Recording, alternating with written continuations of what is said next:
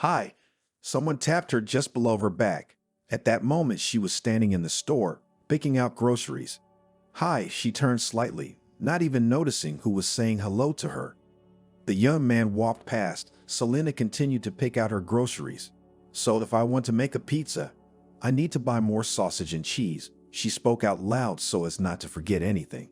And when all the things she needed were stacked in the basket, she went to the juice shelf. At that moment, she wondered who it was that could behave so impudently. Looked back.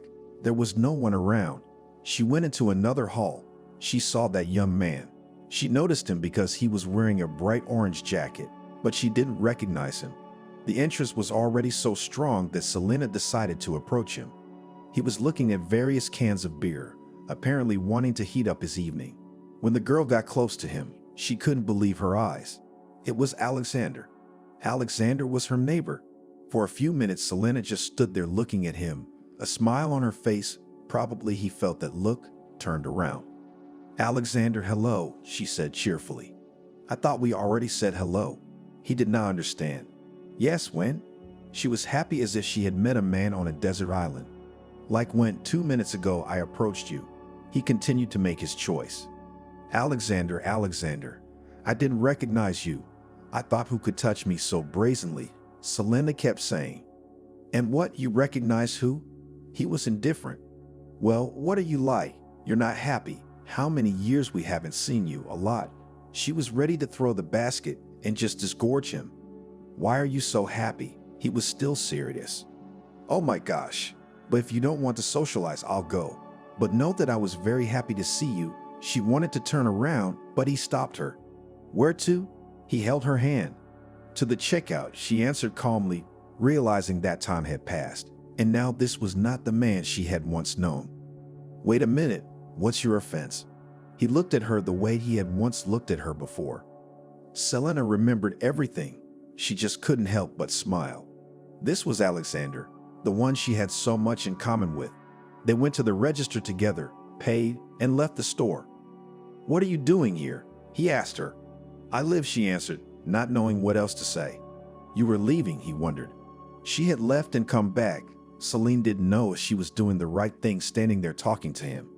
Okay, I'm sorry for reacting to your joy like that, but I'm glad to see you too, he told her. And you know what? Let's go visit me. Selena felt herself starting to get flirty with him. And let's go, he said calmly. They walked together to her house. He took the package from her hands. What was going on inside her at that moment cannot be described in words. Some kind of awe, tenderness, and at the same time, everything was seething, incomprehensible. They came to the entrance. She opened the door, went up to the floor, entered the apartment. Oh, what's going on here? He was immediately surprised to see various construction materials in the corridor, broken doors, plastered walls. Don't mind me. I've been working on it for a couple of months. I can't finish it, she said. If you lived with me, it wouldn't be like this, he said, and shook his head. Would it have been done already? She said with a grin. Of course, I'm a man. I have hands and they grow from the right place. Without taking off his shoes, he followed her into the kitchen. Here, only here is a place where you can sit, and here I sleep. She pointed to the bed, which stood in the corner. And when it's over, he asked. I don't know, there's still a lot of small work to do, Selena sighed, because she was really tired of living like this. Like what? He asked. The baseboards need tearing off, she said. I could do it right now, but unfortunately, there were no tools in Selena's house. Alexander promised he would come the next day and do it. That was very nice to hear because it was unknown when the workers would arrive. While he walked around the apartment and looked at everything that was there, Selena put the pizza in the oven as she wanted. There were glasses on the table, and she pulled out the wine. Are you trying to get me drunk on wine? He asked. Why? She looked surprised. No, I have my own. He took a beer out of the bag. Well, as you wish, she shrugged and sat down at the table. And what smells so good? Asked the guest. I put the pizza in the oven. She looked through the glass. You are also a good hostess, he told her. Alexander, enough, let's talk about who, where, what, she told him. As I lived here, so I live and work. What else to say? He looked at her. This look gave Selena goosebumps. What about your wife, your kids? She asked him. You remember Amy? She was divorced. He stopped talking and lowered his eyes. Was it a tough divorce? She asked him. No, he didn't say anything. Did she not let him see the baby? Selena remembered that when they were married, Amy was already pregnant. Don't ask about that, he asked. Okay, the girl thought, it's not that simple. She opened the oven, checking to see if the pizza was burnt. At that moment, Alexander stood up, walked over to her, took her hand. What are you doing? She turned to him, smiling.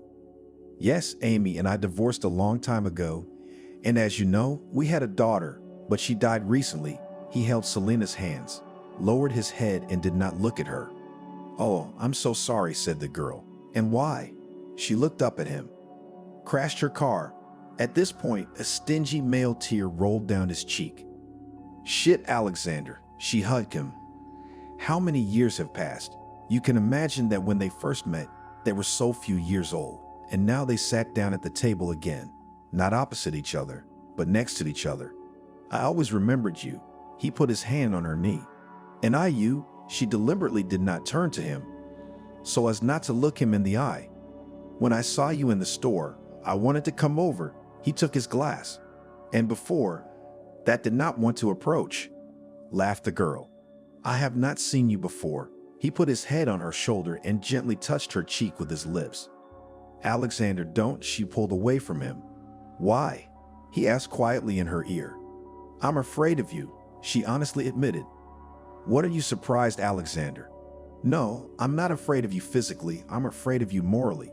You're about to lure me again and then dump me. She knew him very well. Celine, he pulled her against him the way he had done before. She gasped at this tenderness, but she couldn't do anything because there really was some fear inside. You do realize, don't you, that this love of ours will never end? It was once and for life, he whispered in her ear.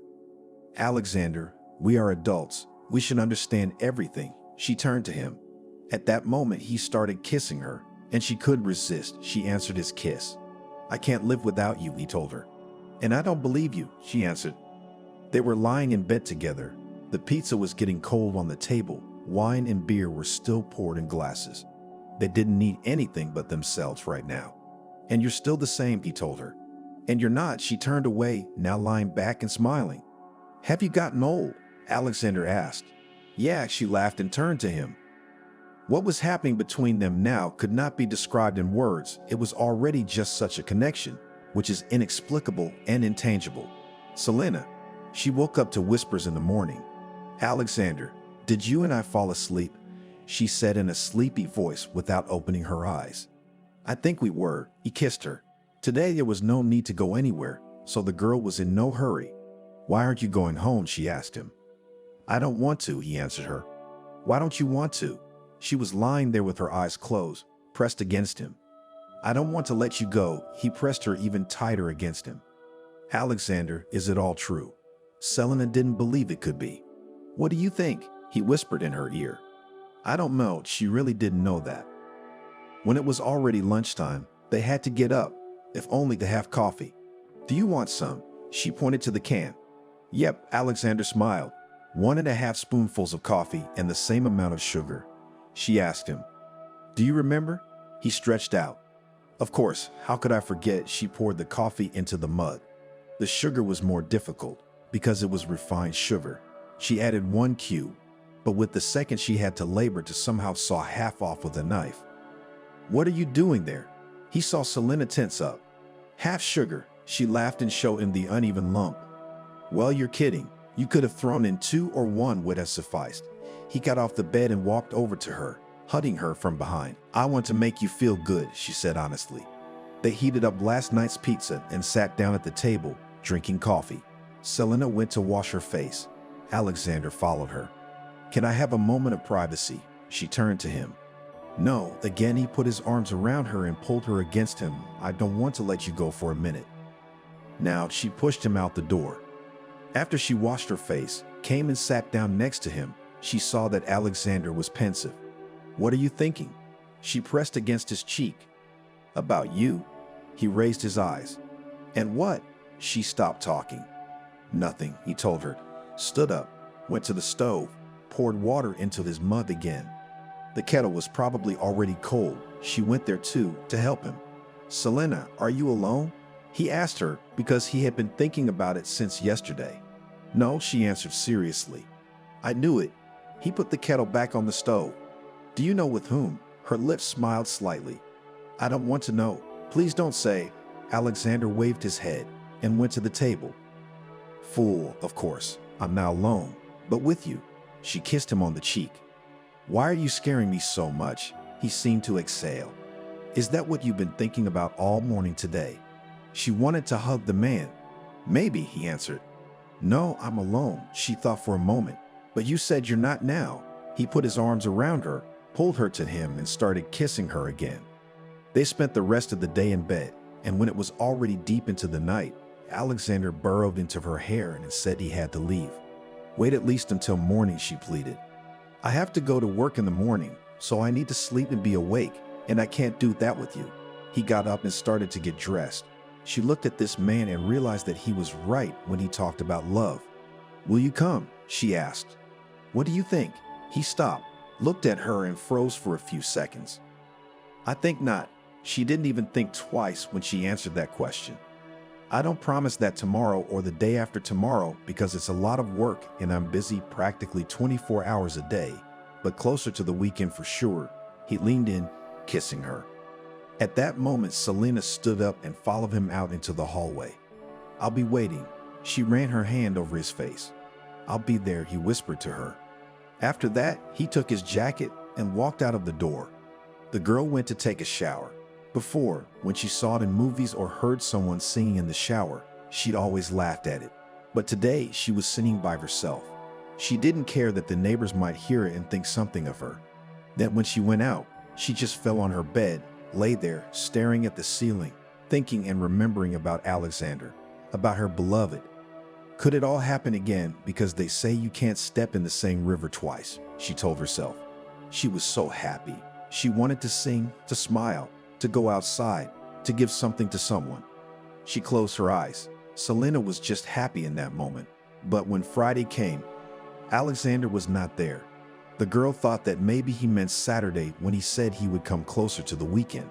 For some reason, now it occurred to her that they hadn't even exchanged phone numbers, and she could have dialed him now. Maybe it was for the best, she said aloud, waved her hand and stopped waiting for him. After all, it had happened more than once. Selena was in 9th grade at the time. At that time, it was such a happy time. Girls 15 years old, boys, discos, meetings, parties. She didn't think about anything, just lived her happy girl life. "What's that rumbling noise?" Once asked her mother when she heard that from the stairwell, loud voices and blows. "I don't know," replied her daughter. "Selena, well, look through the peephole," her mom told her. "It looks like someone is moving in." She looked there. "That's it. Our quiet life is over. Now the neighbors will come and it will begin," smiled the woman. The apartment next door had been empty for a long time, and since the house was very audible, it was clear that the neighbors would not sit in silence. They would start talking again. Music, it was already checked when the previous tenants lived here. "Mom, can I go get some bread?" Selena told her. "There's bread." She looked at her. "Well, for milk or whatever else is necessary, just to the store." I couldn't wait for the girl to leave the apartment and see who will live in the next apartment. "I see, for money, buy some vegetables and something for yourself." Her mother was not stupid and understood what the girl needed. Selena left the apartment. At that moment, 2 young guys were dragging a sofa.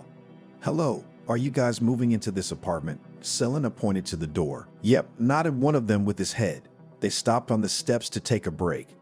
"I see, so we'll be neighbors," she said cheerfully. She couldn't get through because all the space was taken up by the couch. "I'm Alexander, and this is my friend John," said one of the guys. He was smiling. "And I'm Selena," she said. After the young men dragged the couch in, Selena went downstairs. She quickly went to the store. When she returned, she saw that the car wasn't fully unloaded yet and the guys were gone. She purposely slowed her gait to wait for them to come out of the driveway. And there they were. "Wow, how much stuff you have." She pointed at the car. "Yes, there's some." Alexander was still as cheerful as ever. "Well, goodbye," she smiled, waved her hand and went into the entrance. So, who's coming in? Her mother met her in the hallway. Some young guy. Selena shrugged her shoulders as if she didn't care. She went to her room. She couldn't wait to go out tonight and tell her friends. In the kitchen, her mother cooked something, and then she was going to leave. "Where are you going?" the girl asked her. "I'm going to throw out the trash in Leslie," she said about her friend who lived in the next house. "All right, let me go out soon too," her daughter told her. Her mother left and Selena started putting on her makeup and getting ready to meet her friends. She hadn't had a chance to leave yet when her mother came back. "Why are you looking at me like that?" her daughter asked her. "What did you tell me today?" "Some young guy's coming over. He's young to me, but to you he's old." She took off her shoes. "How old is he?" The girl was indignant. "Well, about 10 years older than you for sure." The mother went into the room. Selena at this moment. Selena jumped out of the apartment. When she met with her girlfriend, she spent the whole evening telling her about Alexander, what he was like, that he was going to live near her now. "You should have seen him," she said with a gasp to her friend. "Oh, Selena, enough with your neighbor," Hannah told her, because she was not interested. After that, no matter how many times Selena went to the store, the street, or anywhere else, she never once met Alexander. It wasn't that it was a shame, but she wouldn't have minded seeing him. "Is your mother going to let you go to the disco tonight?" Hannah asked. "Why such questions? Has she ever not let me go?" Selena didn't understand. "Well, no, just the day before yesterday we came late. You said she was swearing," shrugged the girl. "I think it'll be fine." Selena was always cheerful and upbeat. "That's it, then we'll meet there as well." They went home after school. In the evening, as on other weekends, they met, chatted a little, and went to the disco. There they danced, both fast and slow dances. And so, when everyone gathered in the foyer to hang out some more after the disco, a guy approached Hannah. Selena realized that today they would go out not together with her friend, but with 3 of them, and with her new boyfriend. The girl was a little hurt that she would be alone, but no one was thinking about that right now. When they came out, Hannah gave all her attention to the young man. She was talking to him. They were making out, kissing, laughing, as if Selena wasn't even with them. "Okay, I'm going home," she said. "No offense," Hannah turned to her. No, I'm not." Even though it wasn't true, she couldn't say it any other way. Through the deserted streets, Celine walked alone, and just as she turned into her yard, she saw a familiar figure. It was Alexander, but they weren't so familiar with him that she could so easily approach him, say something. To be honest, she couldn't even say hello to him because she was shy. Alexander at that moment also noticed his neighbor. "Selena," he shouted at her. "Yes," turned the girl, cheeks burning. Inside everything was shaking. She could not even say a word because she was afraid that her voice would shake. "Are you going home?" he asked her. "Yes," she said again, and thought to herself that she could have said something else. "Do you want to go for a little walk?" Alexander asked. Come on, she couldn't believe this was really happening. She'd been looking for a meeting with him for so long. And now, not only had they met, but he called her for a walk. "Let's go sit on the bench over there." When they reached the park, he showed her. "Let's go." Today, she was willing to do anything just to be near him. Alexander had his guitar with him. He set it next to a bench. They sat down. The guy began to ask what, how, where she studied, how long she had been living in this apartment, some common phrases. "Do you sing?" she asked him off-key. "Well, as you can see," he looked at the guitar. And now, she looked at him and immediately turned away because she was shy. "Do you want me to sing to you?" he asked her. "If you want." She still didn't look up. Alexander took the guitar. He started to sing some song. And as it happens with all young lovers, all the words in the song Selena transferred to herself. And Alexander tried, pulling something about love, about unhappy love. "Beautiful," Selena said when he finished. "Do you want me to sing more?" he asked her. "I do," she answered honestly, and it was true. The guy started singing a song that said that he had been alone for so long, hadn't met the one and only one he would love yet. And then recently a girl appeared on the horizon.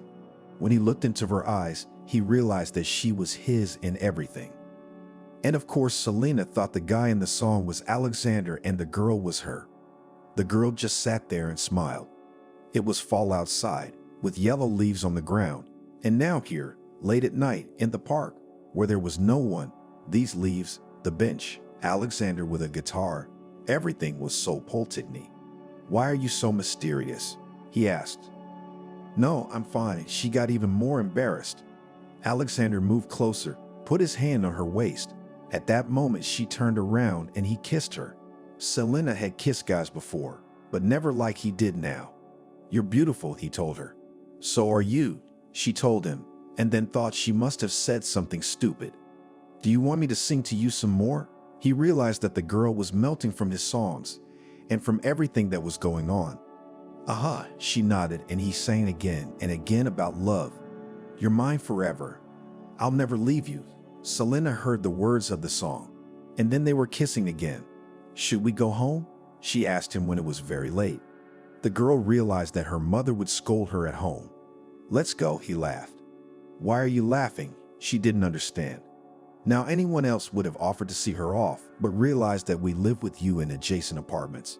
And even if I didn't want to, I'd have to walk you out. He smiled again.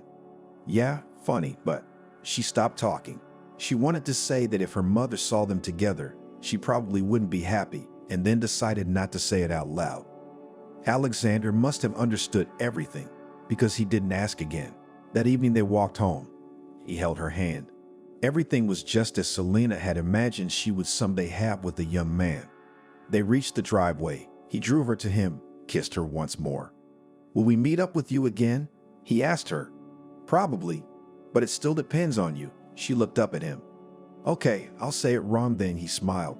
"Tomorrow you and I will meet here in the courtyard in the evening." He spoke so convincingly that the girl believed him. Good, and that was all the girl needed for her 15-year-old happiness. She walked into the house, took off her shoes, and her mom came out of the room. "Were you out with the neighbor?" she asked the girl. "Why do you think so?" Did not understand the daughter, how mom guessed. "Well, do I look like a fool? You came in and slammed the door at him," she mouthed. "And why can't we come from somewhere together, walk up the stairs, and go into our own apartment?" Selena didn't understand. "Oh, coincidences like that rarely happen," her mother told her, and went to her room. Selena didn't argue with her, went to her room. She lay down on the couch, hugged her favorite bear, and began to remember how tonight had gone. She realized that her parents would never let her date Alexander while she was in school. She had paid attention to him once when he was moving in, so that's why her mother was thinking about it now. Tonight, she didn't even go to wash her face. She fell asleep like that. She had to go to school in the morning, and she was getting ready in the evening. And even though the girls were calling to go out, Selena didn't go anywhere. She went out to the courtyard and sat at a table. Selena waited for Alexander, for he had told her yesterday that they would meet here in the evening. Time went by very slowly. It was 8:00 p.m., 9:00 p.m., and he was still gone. "Why are you sitting here?" She heard the voice of her mother, who came out of the entrance. "Nothing, just so I can't sit here." She was afraid that her mom would think something wrong. "Well, usually you and the girls go out somewhere, but today you settled right in the yard." Her mother suspected something again. "Hannah told us all to come over tonight, but she's staying late," she lied. "Okay." The mother looked at her one more time and went on her way. Alexander still hadn't come. "I see." She got up from the bench and headed for her entrance. She could have gone to where their company was meeting, but for some reason Selena didn't feel like it today, so she just walked home. She hadn't seen or heard from him for 3 days, and then when she got home from school, she saw him at the same table where she had waited for him a few days ago. "Selena, hi." He walked up to her. "Hi." She didn't want to show him she was offended or anything else she was thinking. "I'm sorry I didn't come over then." He took her hand. "Yeah, it's okay," she replied simply. "Shall we go for a walk?" he asked. Right now, she realized it's still another day. "If you don't want to, we can tonight." He looked into her eyes. "No, let's go right now," she agreed, because she thought if he said tonight, then he might not come again. And again they walked. Alexander said something, pressed her to him, kissed her, and Selena just melted from his embrace. "Come to me on Friday," he told her. "What's going to happen?" She wanted to know. "My friends and I will get together. Sit. I'll introduce them to you," he began to tell her. Meanwhile, the girl was thinking about how she would leave her apartment and go into his. But that was not the most important thing, so she decided to think about it later. "What's on your mind?" he asked her. No, it was just that. Now she looked at him. For some reason, she felt like telling him about her mom not welcoming their connection at all. "But I can see that something is bothering you." He put his arm around her shoulders. "You know, the day you moved in, I saw you. I fell in love immediately," Selena began to say, and Alexander laughed. "That's your childish maximalism talking in you," he told her. "Well, let it be so. So when I saw you, then looked for a long time for meetings. My mother noticed all this, and now," she stopped. "And now she's telling you that I'm too old for you and you're still little and you can't come to me, right?" He took her face in his hands and kissed her. "Yes," she nodded, "but we'll figure something out." Alexander was sure of it. Of course, right now it seemed to the girl that she was willing to roll mountains for this man. At school, when she started to tell Hannah about her neighbor, she didn't even want to listen because it seemed that she didn't believe her friend. It turned out that she couldn't consult with her mom. Her friend didn't listen to her. She was on her own. On Friday, when she came from school, she hoped that her mother would not come until the evening, and her father never paid attention to where and when she went. But her mother did not live up to her expectations. "Okay, Mom, I'm off," she shouted from the hallway and left the apartment. Selena started downstairs, and with her back, she felt her mother's burning gaze through the peephole. The girl purposely tapped her heels louder so that she could hear that her daughter had definitely left the entrance. Downstairs, the girl slammed the door hard and sat down on the bench. She sat there for about 10 or 15 minutes, then very quietly opened the door, took off her heels, went up to her floor, and scratched at Alexander's door. "Ooh," he opened the door. "Quiet." She put her finger to her lips. "Ah, got it," he said in a whisper. Selena went in and just as quietly closed the door. Alexander led her into the room where her friends were already sitting around the table. He introduced her to everyone, and then they started drinking and eating. The guitar sounded many times that evening. Not only Alexander sang, his friends picked up. It was interesting and fun. Now it was necessary to go home, and so Selena also quietly went out as she came in, went down to the street, after immediately slamming the driveway door and loudly went upstairs. "Have you been to the neighbor's house today?" her mother asked her from the doorstep. "Mom, are you awake?" was very surprising to the girl because it was not the first time she went out and came back late. But before, her mother did not suspect her of anything and certainly never met her in the middle of the night. "I'm waiting for you in the corridor," stood the woman with her arms at her sides and looked at her daughter. "Well, here I am." Celine stared at her point blank. "Give me your hand," her mother said to her. "Why?" She didn't understand. Her mother took her hand in her own while looking Selena in the eye. "Where have you been?" she asked her again. "Mom, what's wrong? Tell me." The girl was tired of standing there. "Your hands are warm, even if you were coming from Hannah or from where you were sitting. It's not the month of May outside. Your hands wouldn't be so warm," the woman told her. What kind of interrogation? What kind of innuendo? Maybe they were in my pockets. Selena didn't know what else to say. She didn't even think her mother would touch her hands or anything like that. "Daughter, he's much older than you. If you start dating him, he'll just ruin your life," she told her.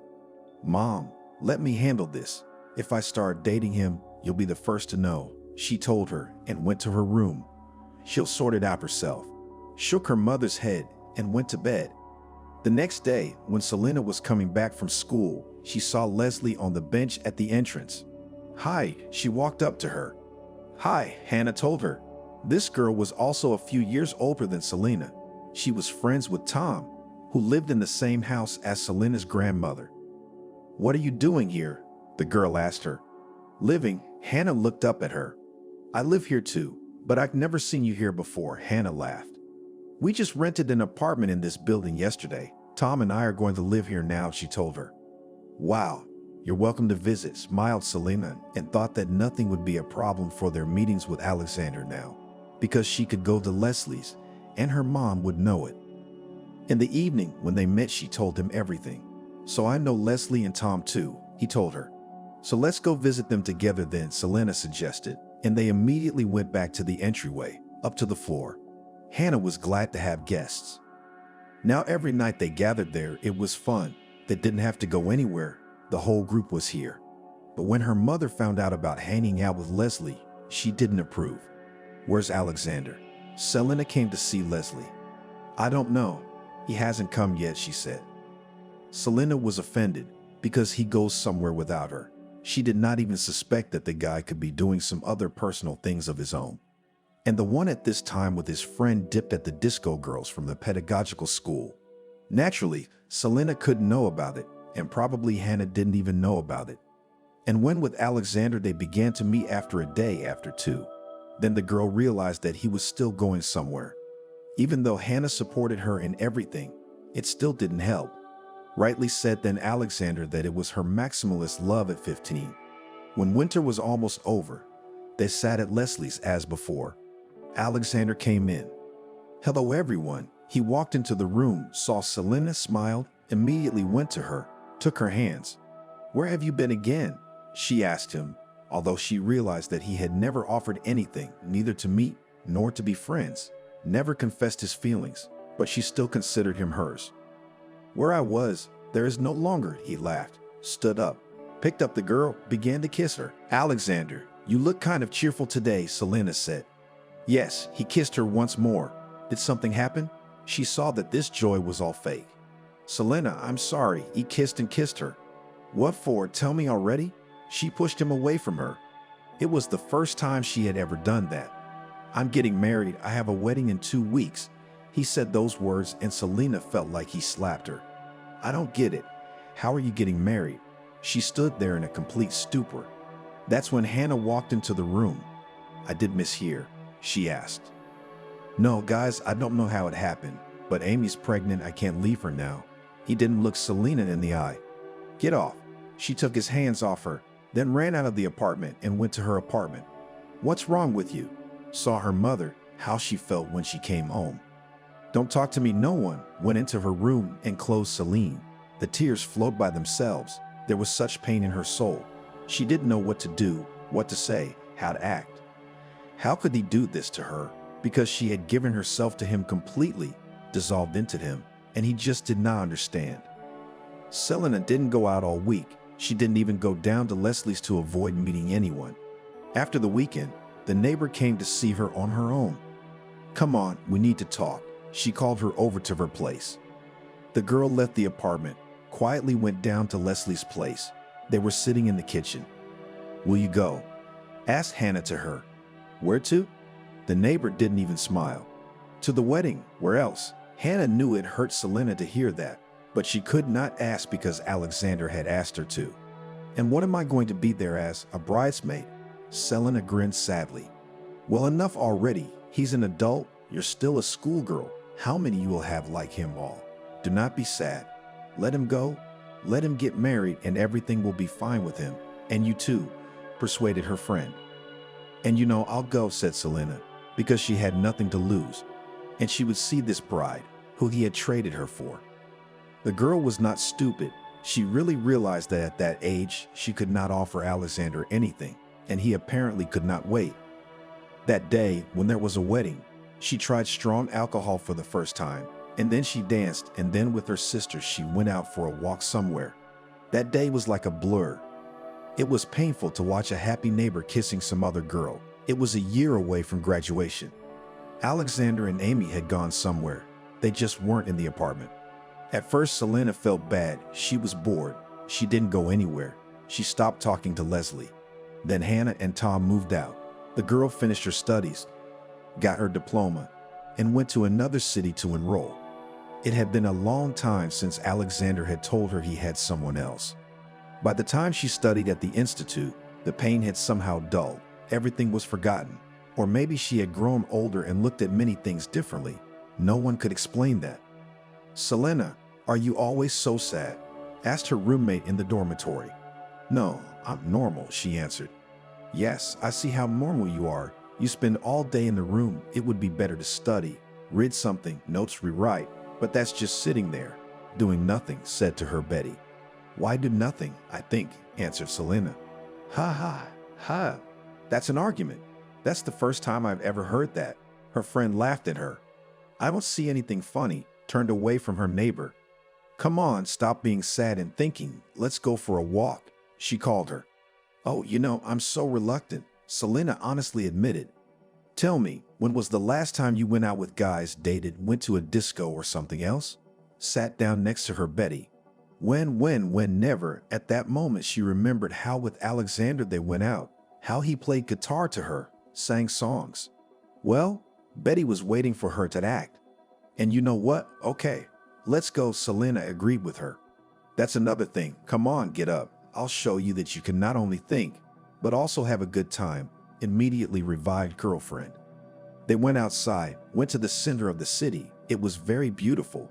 There were benches. You could sit and meet with friends. Here they are. Now I'll introduce you, said Betty to Selene.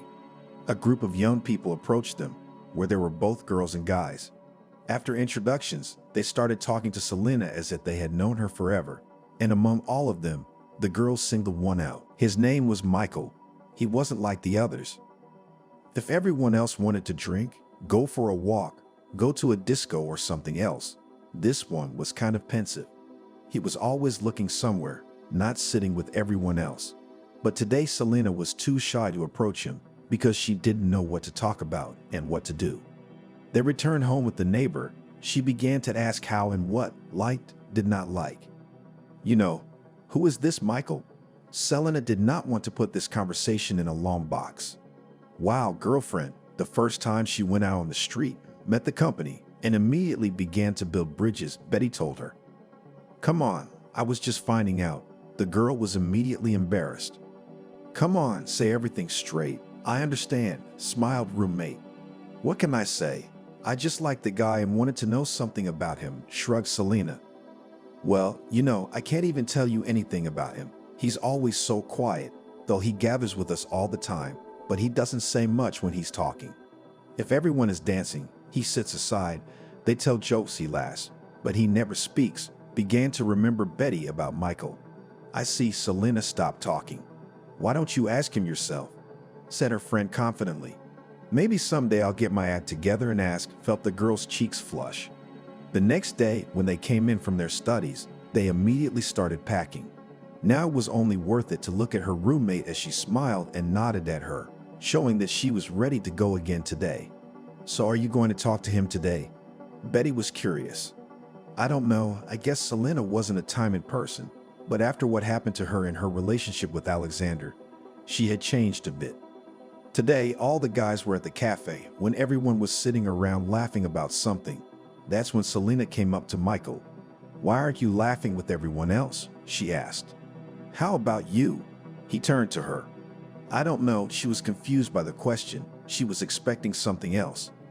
Well, I'm kind of new in this company. I don't know much yet, she said. Well, I'm more of a listener than a talker.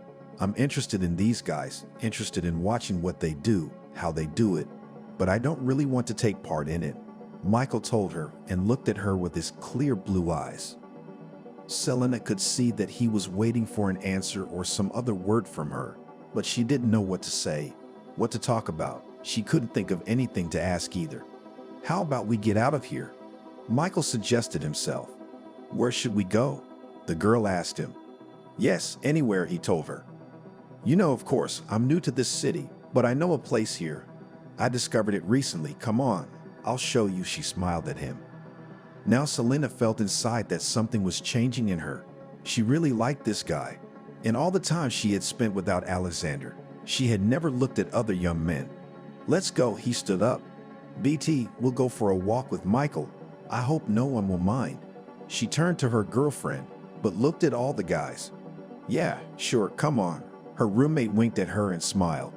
They left the cafe and headed in the direction where the private sector was. I even wonder where you're taking me, Michael said after a long silence. It is certainly not close, but believe me, it is very beautiful there. She said so because she could not explain where she was taking the young man. They had practically reached the exit from the city. There was a big bridge there. Selena asked him to help her, and she started to go down. Michael gave her a hand, helped her, and then went down himself. Now they were under the bridge. There was a ledge to sit on, and as they did so, Selena took the boy by the chin and turned his head to the side. Look, she said. There was a river with a swift current, with large rocks piled along the edges, and a young forest framing the river. Yes, you're right, it's really beautiful here, he told her. Brr, she shivered. Are you cold? He turned to her. Yes, I didn't think it would be chilly here, but apparently from the river, she wrapped her arms around herself. Come here, he moved closer. Celine didn't resist. The young man put his arms around her and pulled his jacket over her back. Thank you, she lifted her head and looked up at him. You smell so good, Michael suddenly told her. What? She laughed. It's true, he answered her. You're really different. No one has ever said such a compliment to me before, she giggled. From there they sat in silence, watching the water flow. When a few hours had passed, the girl stood up. Hello, he came up and said to her. Hello, everything inside her shook again. Her hands trembled, just like her voice. The girl could not pull herself together. How are you? Alexander asked her. You and I haven't seen each other for so many years, and besides the banal how are you, you didn't know what to ask me. She finally managed to answer. Selena, I'm sorry. He looked at her and she could see that his feeling hadn't gone anywhere either. No way. She stepped around him and wanted to walk away, but he wouldn't let her. Wait, let's go somewhere and talk, he suggested to her. Alexander, please don't start. She really didn't want this. No, she really wanted it, but that would mean betraying her, Michael. We'll go. Everything will be fine. I promise you. He pulled her with him. The girl closed her eyes. She knew she was doing the wrong thing, but she couldn't help it. They walked to a small cafe. Alexander was saying something. She was smiling. Selena just sat and looked at the man she cared so much about. Why aren't you saying anything? He asked her. I don't know what to say to you. I realize that you deceived me, betrayed me, but I can't help it. I just want to be near you. Now she wasn't as embarrassed as before. Okay, come here. He held out his hand to her. Selena stood up, walking over to him. He sat her on his lap and started kissing her neck, her hair. She closed her eyes and just gave into those feelings. Why does it have to be like this every time? She spoke softly. Shall we go to my place? He whispered to her. Do you live there too? She asked him. Yep, he said back to her. What about your wife? This question was not just because she was worried that Amy might see them, but in general, whether she was there now or not. We divorced. He looked into the girl's eyes. Good, she didn't bother asking him why, about what, because she realized that if he wanted to, he would tell her. Now, when they came to the entrance where they both lived, Selena smiled. She took off her shoes, as in childhood, and quietly began to climb the stairs. Alexander carried her bag, followed, and smiled. They entered the apartment, whispered for a long time, then started kissing. When Selena woke up in his bed in the morning, she had no regrets. Are you going to stay? Alexander asked her. No, actually, I didn't want to tell you about it yesterday. I'm getting married. She said those words and smiled. I don't see anything funny, he told her. I just remembered how you once said those words to me just like that, she kissed him. And the fact that you are now cheating on your fiancé, is that normal? Alexander asked her. Yes, I realize that I am doing wrong, but I couldn't stop myself, she said, got up and started to dress. Will I see you again? He sat up in bed. I can't answer that question for you, she told him, took her bag and shoes in her hands, quietly left the apartment, went down to the floor. There she put on her heels and started to climb back up. Selena knocked on the door. Her mother opened it immediately. Hi, cheered both of them as Selena hugged the woman. The mother only hummed and looked at her.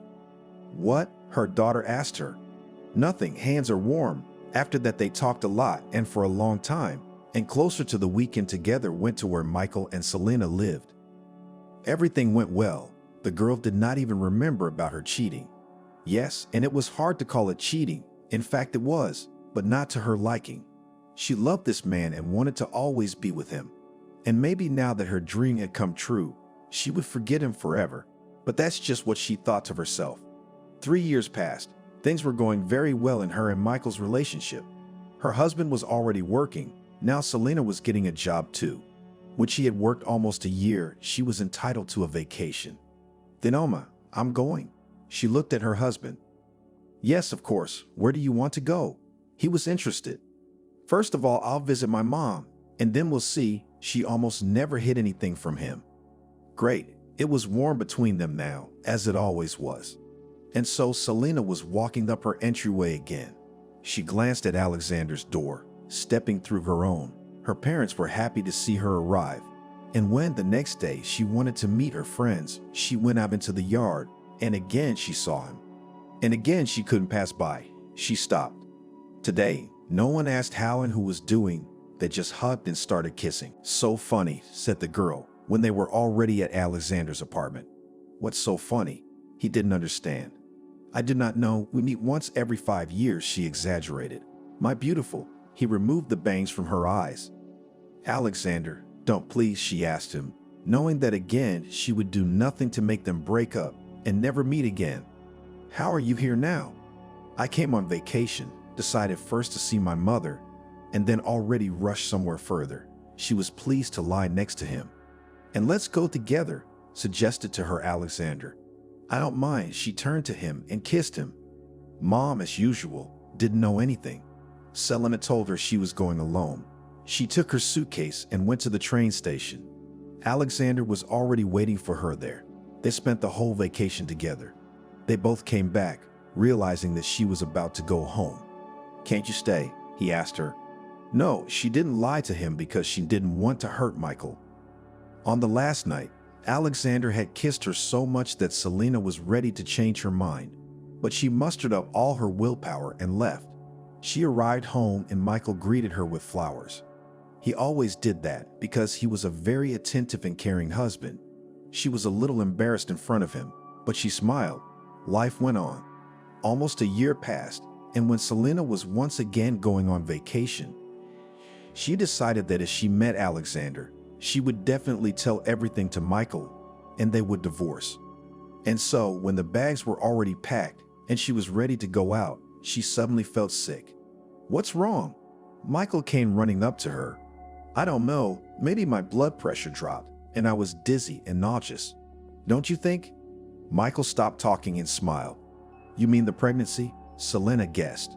"Yeah," he nodded affirmatively. But it was easy to check. They'd been waiting for this moment for a long time, and now, when she was about to leave, it had come. When it was confirmed, of course, she decided to stay with her husband, called her mom, told her the good news. After that, it was a hard time. All year long, she was nauseous, her blood pressure was high, her legs were swollen. Selena just couldn't wait until it was time to burst into tears. And then it happened. Their firstborn son was born and they named him Mark. Selena had always felt like a young girl who could do anything, but when the baby came into the world, the time somehow quickly ran away. Here she was sitting with him in the maternity leave, and now it's time for him to go to kindergarten. Now there were already other worries, some crafts, applications, everything else. Michael had been around all this time, but they were like neighbors. "Michael, should we split up like you did?" Selena asked him in the kitchen. "I don't know. If you want to, let's get a divorce." He was apathetic as always. "Why are you like this?" She sat down on the chair next to him. "Like what?" He didn't look at her. "Oh, okay." She got up, went to her room. So life went on, and when Mark was in 4th grade, Selena, after all, made up her mind and filed for divorce. The apartment was Michael's parents', so there was nothing to divide. She packed some things, and together with her son, they went to Selena's hometown. "Do not regret that so many years have passed," her mother asked her. "What's there to regret? I'm like in a cage. Here is a child with whom I need to constantly study, something to do. On the other hand, pharmacy husband who always does not care what I say. He will do." Selena was nervous. "Don't be so hard on yourself," her mother told her. "Say, Mom, are any of the girls left in town?" she asked her. "You know, I think Hannah's here." The woman remembered something. "Do you think they still have a home phone or not anymore?" smiled Selena. "You dial it? Check. She's been living with her grandmother lately. Maybe she still has one." Her mother shrugged. Selena dialed her school friend's home number, and after a couple of beeps, she heard her. "Hannah, hi," she said cheerfully. "Selena, it can't be how many years it's been." Couldn't believe it. They arranged to meet, and that evening they spent a lot of fun.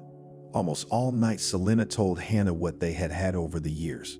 They saw that they had changed a lot, They both had children, a divorce under their belt. Well, you go ahead, don't get lost, Hannah told her. Yeah, now, I guess I won't get lost, as long as I've come here to live here, Celine told her.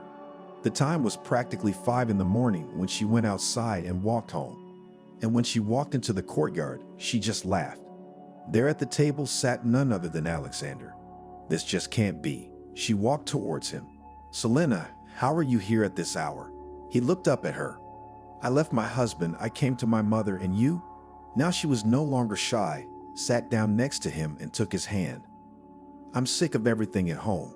I went out for some fresh air. He sighed and smiled, but it turned out to be sad. At 5 in the morning, she shook her head. Aha, you left for me? I had nothing left. Met with one, a little lived together, then decided to get married. And now I still regret that I went to this step, said calmly Alexander. I see, and I wanted to live with my mother. But now I realize that I'll probably rent an apartment, Selena said slowly. They exchanged phone numbers, hugged, entered the entrance together, went upstairs. Bye, he looked into her eyes. Bye, she walked into the house. Inside her, it was like butterflies were fluttering. What's the matter with you? Did you meet the neighbor again? Saw her mother, what a state she was in. That's it, Mom, enough, it's been so long, it's boring. She went into her room where her son was sleeping, lay down next to him. The next day, as she wanted, Selena really rented an apartment and in the evening called Alexandra. If you want to come, I'll give you the address now, she told him. I'm on my way, he answered and hung up. Selena told her mom that she wouldn't take the baby with her because she wanted to do some repairs. She herself just wanted to meet Alexander. He arrived. They briefly sat at the table, drank a little wine, and then they were together again in bed. He hugged her, kissed her, stroked her hair. She touched his stubble, remembering how good they had been together. Funny, she said. Funny to you again. What is it this time? Alexander asked her. How many years you and I have been together? A lot, but really not at all, she replied. No, it's only physically we are not together, but for real? He looked expectantly. Well, 15 years for sure, she counted in her head. Selena raised up on her elbow. Can you imagine? So many years we love each other, and there's no way we can be together. Alexander lay on his back and sighed. Maybe it's not fate. Selena kissed him. I don't know the answer to that question. He squeezed his eyes shut, sighed, hugged her, realizing that in the morning he would still have to go back to his wife. We can't be together now either, can we? She looked at him. You see, Selena, yes, my wife is giving me a hard time, but I can't hurt her, at least not yet. I need time, he told her. Okay, I don't demand anything from you, she smiled. Now that Mark was being sent to his grandmother's house for the weekend, Selena and Alexander were seeing each other again, and there were already conscious meetings between two adults. What have you been doing for a week? Alexander asked her. Nothing, back and forth, getting a job, she said quickly. Did not meet anyone. Asked another question. Why are you talking like that? Selena didn't understand. You know how jealous I am of you. He kissed her without stopping.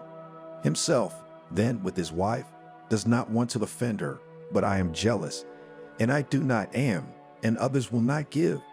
Did not understand his girlfriend. All right, calm down, he pulled her to him. When Selena got a job, perhaps it was Alexander's fault, who was always talking about it, or maybe she wanted it herself. But that's where she met Paul. He worked as a security guard, and he was such a simple guy. You could talk to him about anything, and her mom liked him.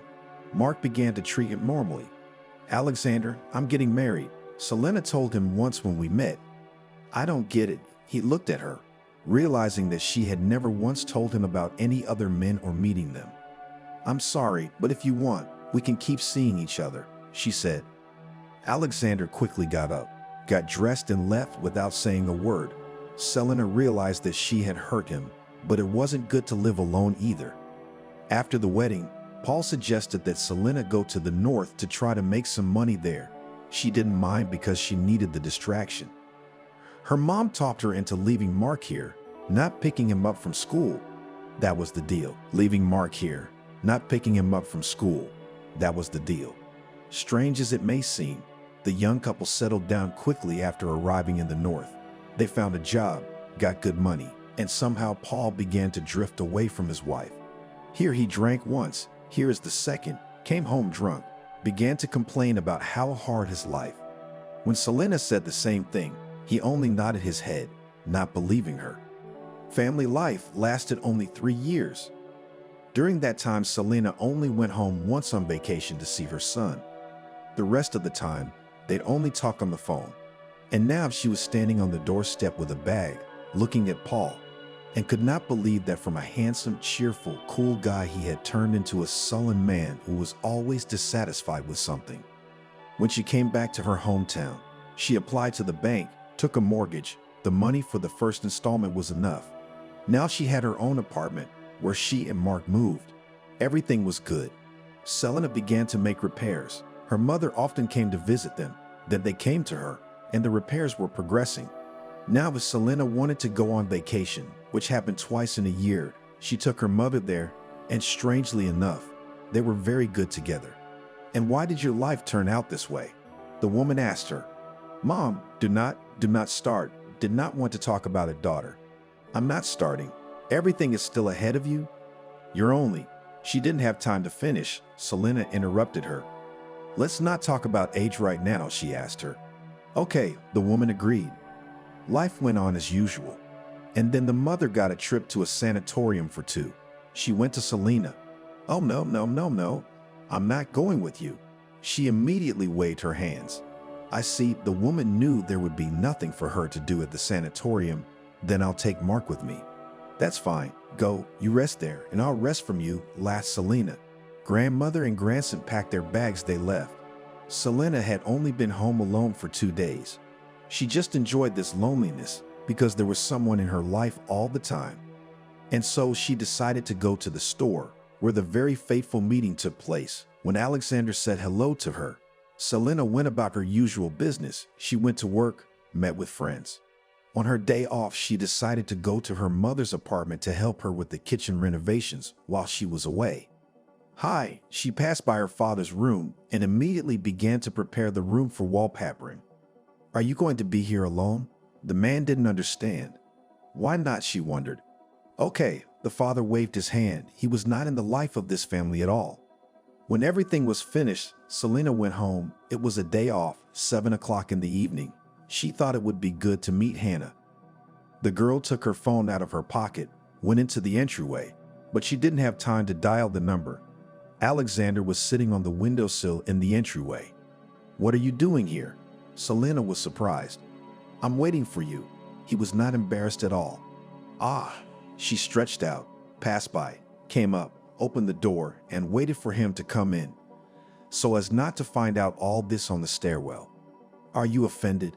He crossed the threshold. "No," she replied wryly. "I see." Alexander realized that he was guilty before Selena. "Will you have tea?"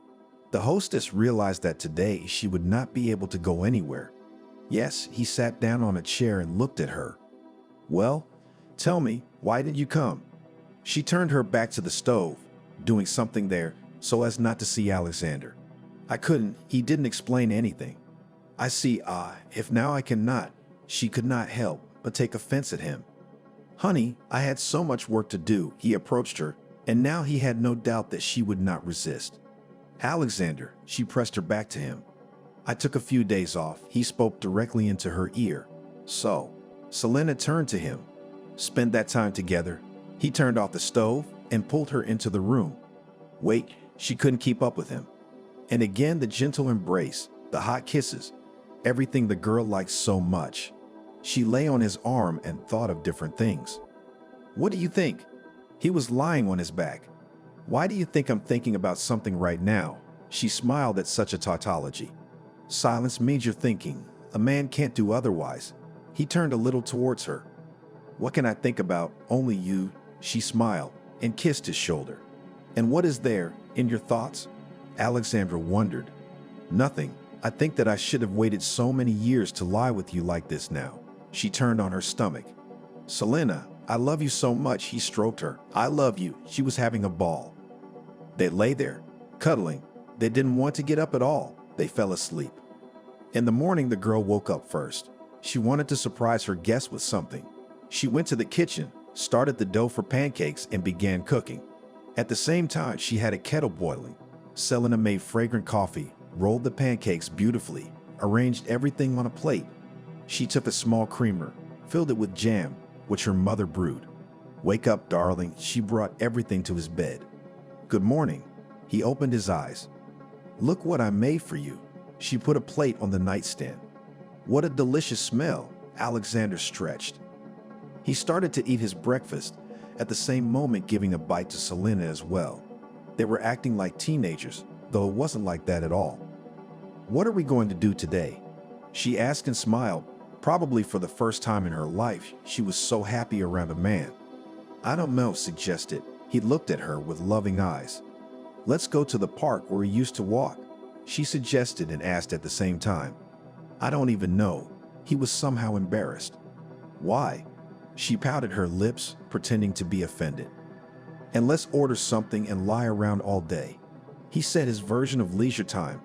"I have great movies." She wanted to watch them for a long time, but somehow she didn't have time. "See, you wanted to go to the park." He hugged her again. They couldn't get enough of each other. They couldn't let each other out of their embrace. So they lay like Alexander suggested. They didn't even make the bed. "That's it, enough chilling," Selena said the next morning. She had to go to work. "Do you mind if I stay here?" he asked her. Of course not, she was going to. "I'll be there soon." She kissed her lover and left. Everyone who saw the girl now realized that she had something wrong, because she only did not glow with happiness. "Are you in love, friend?" A coworker came up to her. "You know, I don't want to tell anything yet, somehow later." So as not to jinx it, Selena was afraid that Alexander could leave again and never come back. "Okay, I see that you're doing well. I will not interfere," withdrew from her. Somehow the girl finished the day. Home did not go and flew. Now Selena did not care who would think about her, how she behaved. The girl went to the store, bought everything for dinner, went to the house, and another fabulous evening took place. "I feel so good with you." The man pressed her against him. Even though Selena realized that she had accepted him once again, and he might think it would always be like this. If he did something or made a mess of things, she would still forgive him and take him back. But she couldn't help it. So many years without a normal relationship had taken its toll. "Would you give birth to me?" suddenly asked Alexander. "Do not understand?" She stopped the course of her thoughts because they were interrupted by his strange question. "And what is not clear?" He turned to her. "What gave birth? I'm not at that age anymore," she giggled. "You see, after my daughter died, I want children so much, but I cannot get," Alexander admitted. Of course, I understand everything, but..." The girl stopped talking. On the one hand, she wanted to please her lover, and on the other hand, she did not know if she needed another child. "Okay, let's go." He leaned back on the pillow. "I need to think." Selena found something to say. "Okay." They turned on the next episode of the movie and began to watch, each thinking about his own. Alexander's weekend ended quickly, and he had to go to work again. And as Selena worked in an ordinary organization, went there in the morning and came in the evening, then Alexander worked for himself, and his working day was not rationed. "When should I expect you?" she asked. "I don't know. I hope to be back by evening," he told her, kissed her and left. "Okay, bye." She was afraid to let him go. But love did not deceive. Now every day, even if not at 5, but by evening still returned. "I've made dinner." A happy Selena greeted him. "Great. I'm hungry as a wolf," he said and went to wash his hands. During the time that Mom and Mark were in the sanatorium here, Selena has practically formed a family. "I've made up my mind," Selena told Alexander one evening. "To do what?" He turned to her. "To get pregnant." She looked at him and smiled again. "Thank you." He kissed her. "You what? It still needs to be done." She had so many unspent feelings that Selena was ready to do anything for this man. "Yes, I think there will be a problem with that. You'll have to go to the clinic," Alexander told her. "What? Why?" She didn't understand. "It so happens that I have problems, so it is necessary to do everything artificially." He looked her trustingly in the eyes. "It's very expensive." Selena knew how much IVF costs. "I have a classmate who works there. He will help me do everything," the man assured her. Okay, Selena snickered. She didn't think it would turn out like this. Now we have to go there, go through all the procedures, and then talk about the main thing. He kissed her. After that, Alexander wasn't home for a couple days. He called saying he had work, so he was delayed. Selena had nothing against it. She thought that since they were already talking about such serious topics, he would not deceive her. Hi, sorry it's been so long, he came to her. It's okay, she was thinking about the trip to the clinic. Will you be able to take a vacation at work? Alexander asked her. Yes, of course, she doubted, but there was nothing to worry about yet. That's great. I'll then also tell the employees that I'll be gone for a while. He seemed happy. When everything was decided, they packed up and drove to the neighboring town where the clinic they needed was located. Isn't it dangerous? Selena asked Alexander. I do not know. The doctor will tell everything. He smiled. Let's agree on something with you. She didn't look at him. Okay, about what? Talk. He was ready for all conditions. If at the first time will not work, then we will not try again. She said all this somehow sad. Whatever you say, love. He kissed the top of her head. When they were at the hospital, Selena was taken somewhere, going through all the procedures she was told. Hi, Jacob. Alexander met his friend in the hallway. Hello. They went to his office. Is everything ready? The man looked at him. Yes, the man shook his head. Well, why are you reacting like that? Clapped his comrade on his shoulder. Do you realize what I'm doing? Raised the doctor's eyes at him. Come on, she's young. Everything will be fine, Alexander said cheerfully. That's it. We're waiting for your Selena, said the man, and started studying her papers. It was done. Alexander was staying with Jacob while Selena was at the clinic. She was perfectly healthy. They could proceed with the surgery. Together with Alexander, they signed all the paperwork. It seemed all they had to do now was wait. Alexander, are you sure? His friend asked him.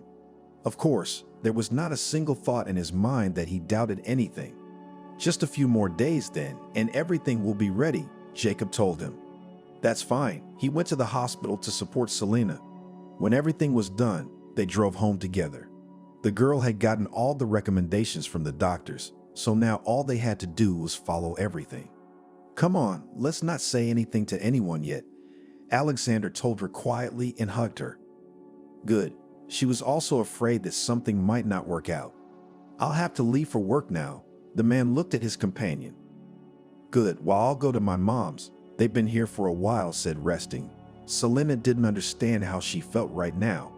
That's fine. See you later. He kissed her, walked her to her mother's house, and then went about his business. Selena walked up the steps. There were so many thoughts in her head that she thought she would go crazy if she thought about it all. In the end, the girl decided not to tell her mom anything for now. How it was going to be would be the way it would be. Hi, she entered the apartment, first hugging her son and then already her mom. Where have you been so long? Looked at her woman. I became ill. I decided to take a long vacation and went to the clinic, a little to tidy up my health. And what are you in pain? The woman got worried. Nothing in particular, but it wouldn't hurt to get better. Selena lied flat out. Don't upset me like that. Her mother hugged her again. They sat and talked. Mark told how he and his grandmother had spent time in the sanatorium. And Selena had one thing on her mind, that now she was expecting a child from Alexander. Daughter, I can see that something is bothering you. When Mark went into the room, the mother decided to talk to the girl. Mom, I can't tell you anything yet because I don't know anything myself. Selena looked her in the eyes, so she believed her. And it wasn't untrue. The girl really wasn't sure about Alexander, about his attitude towards her, because he had betrayed her so many times. Okay, I won't pester you. When you think it's necessary, you'll tell me, kissed her daughter on the cheek. Thank you. Selena went home because she hoped that Alexander would come to her. And he came, which couldn't help but make her happy. What's with the mood? He asked from the threshold. I don't know, probably hormones. She came over and pressed herself against him.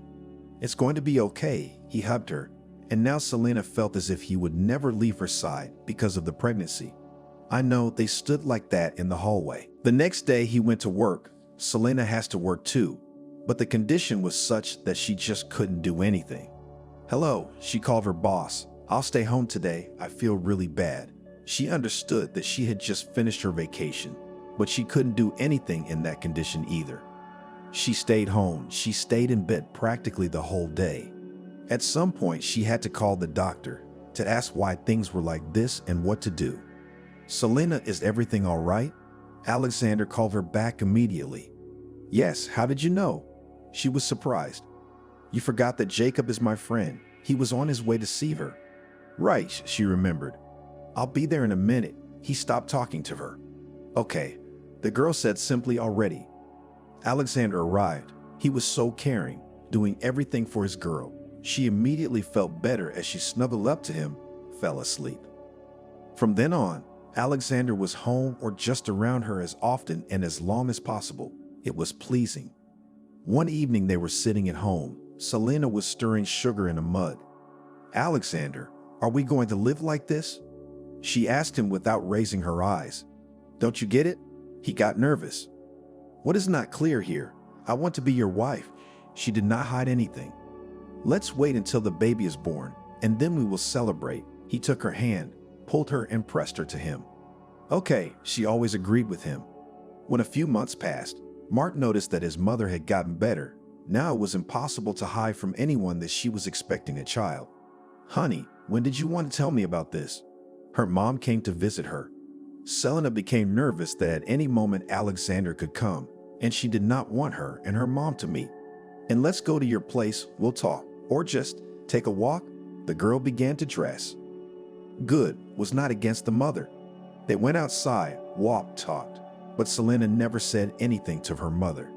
"Yes, I'm expecting a baby, but I haven't said anything to anyone yet," the daughter told cryptically. "Well, I don't recognize you lately." She wanted to hug Selena, but she pulled away a little. "What are you doing?" Her mom didn't understand. "I've been sick of the smell of perfume lately," she smiled. "Are you coming home or to our place?" Her mother asked because Mark was at her place. "I'm going home," turned around and walked Selena. "Okay, bye," the woman said in her back, realizing that not everything is easy in her daughter's life. Alexander could show up today and then be gone for 2 days. Some moments Selena just wondered why she had agreed to all of this. She would be alone now. How good it is when you don't think about anything, don't suffer about anyone. But no, she had to meet him again. Pregnancy had taken its toll. All Selena did now was cry and wait. "Where have you been?" She met Alexander once again with a red-eyed girl. "My darling," he began his song. "You know how I'm alone here. I can't tell my mom yet." She was crying again. "That's it. Calm down," he told her. They spent many days together, but except for compliments and hugs, Alexander gave nothing to the girl. "Here, everything necessary." He brought her from the pharmacy medicines. "Thank you, but I need you." "Not all this." She showed her purchases. "Understand, I work. We need something to live on." He kissed and hugged her again. Toward nightfall, he left again. What the hell is this? Could not get out of her depression, girl. The next day, she called a friend with whom she worked together. "Hi, can you come over?" she asked her.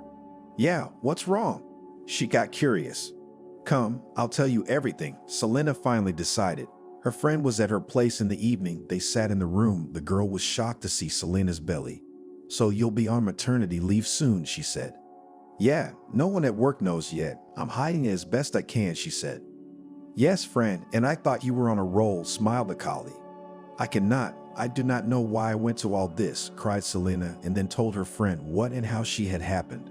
"What's wrong with you?" She couldn't believe her ears. "Here, imagine what women are stupid." Selena continued to cry. "And who is this Alexander of yours?" she asked. Here, the girl showed her a photo in her phone. "You what? I know him," made Big Eye's friend. "Well, a lot of people know him." Selena calmed down a bit. "And I know his wife," the girl said. "I don't get it." "What wife? He's not married."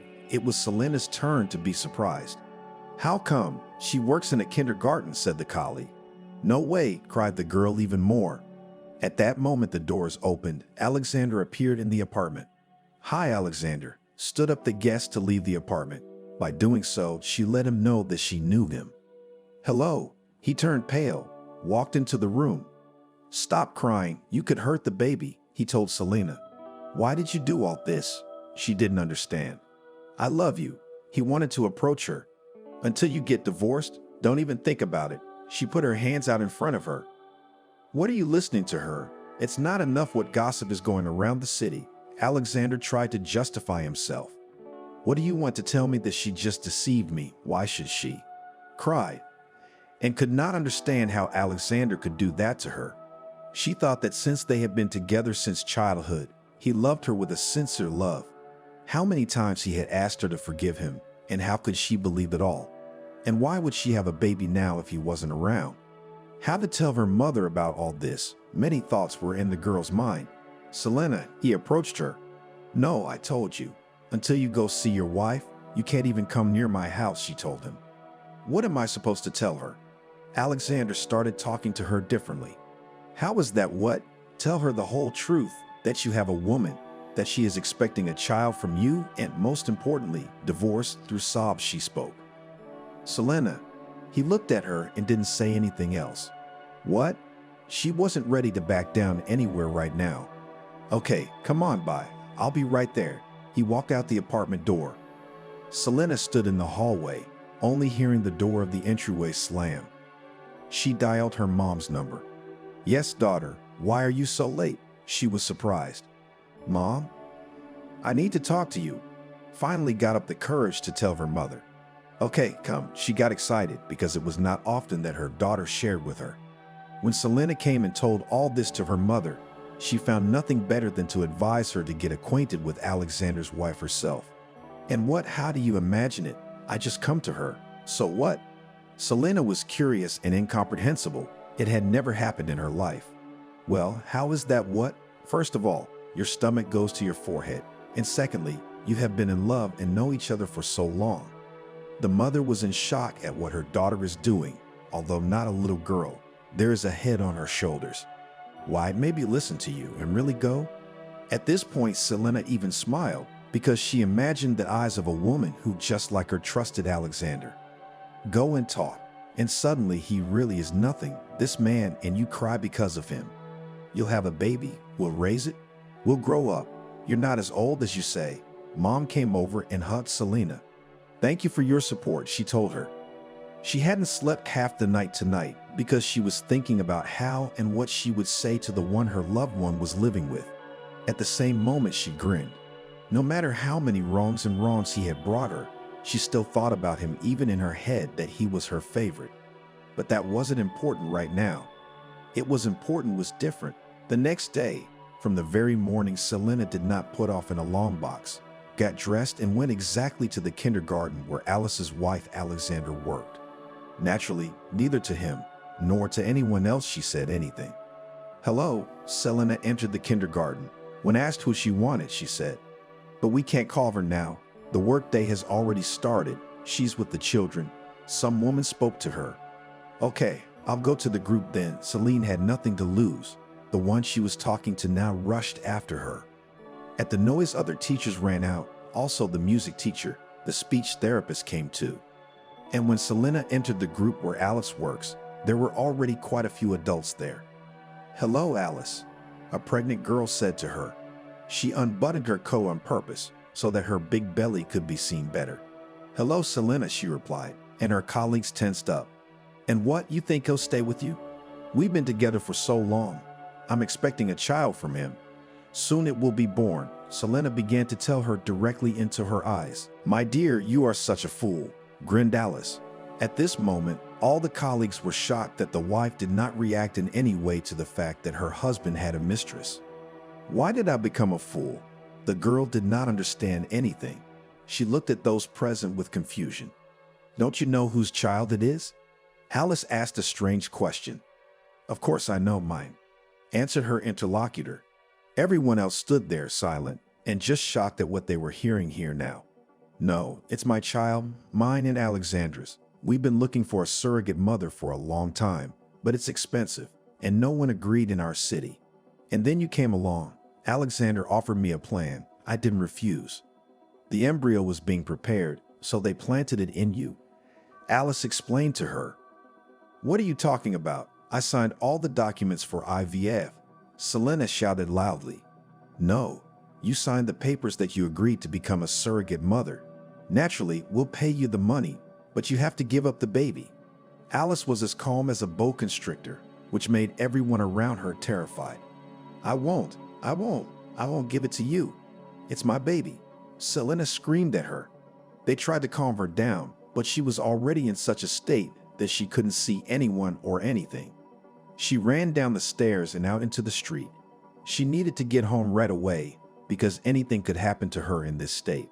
How could all this have happened? And in fact, if it was true, it could be called betrayal more than betrayal. How could you do this to me? She called Alexandra on the way. Selena, tell me exactly what happened. He heard that she is in a very bad condition. What's going on, and you're asking me that? She shouted all over the street. Naturally, in such a condition did not have to wait for anything good. Selena was put in the hospital. In the evening she became ill. An ambulance was called. She was taken away. Alexander came as soon as he heard. Come here. She looked at him like a wolf at his prey. Beloved, believe me, I do not love her. I have always loved you. Everything she told you is not true. We did honestly, Alexander said and begged her. Man, you're only making things worse. She can't worry, it will be bad, the nurse told him. I will come tomorrow, and before that I will write. He sent the girl an air kiss. She lay on the bed, looking at the ceiling, and did not understand who then in life can be trusted. After this moment, it was not clear what to do at all. Selena decided to tell everything to her mom, even though she didn't want to at first. She dialed her number, and even though it was very late, the woman came. Wow, her mom listened to her. Can you imagine how this could have happened? Selena cried.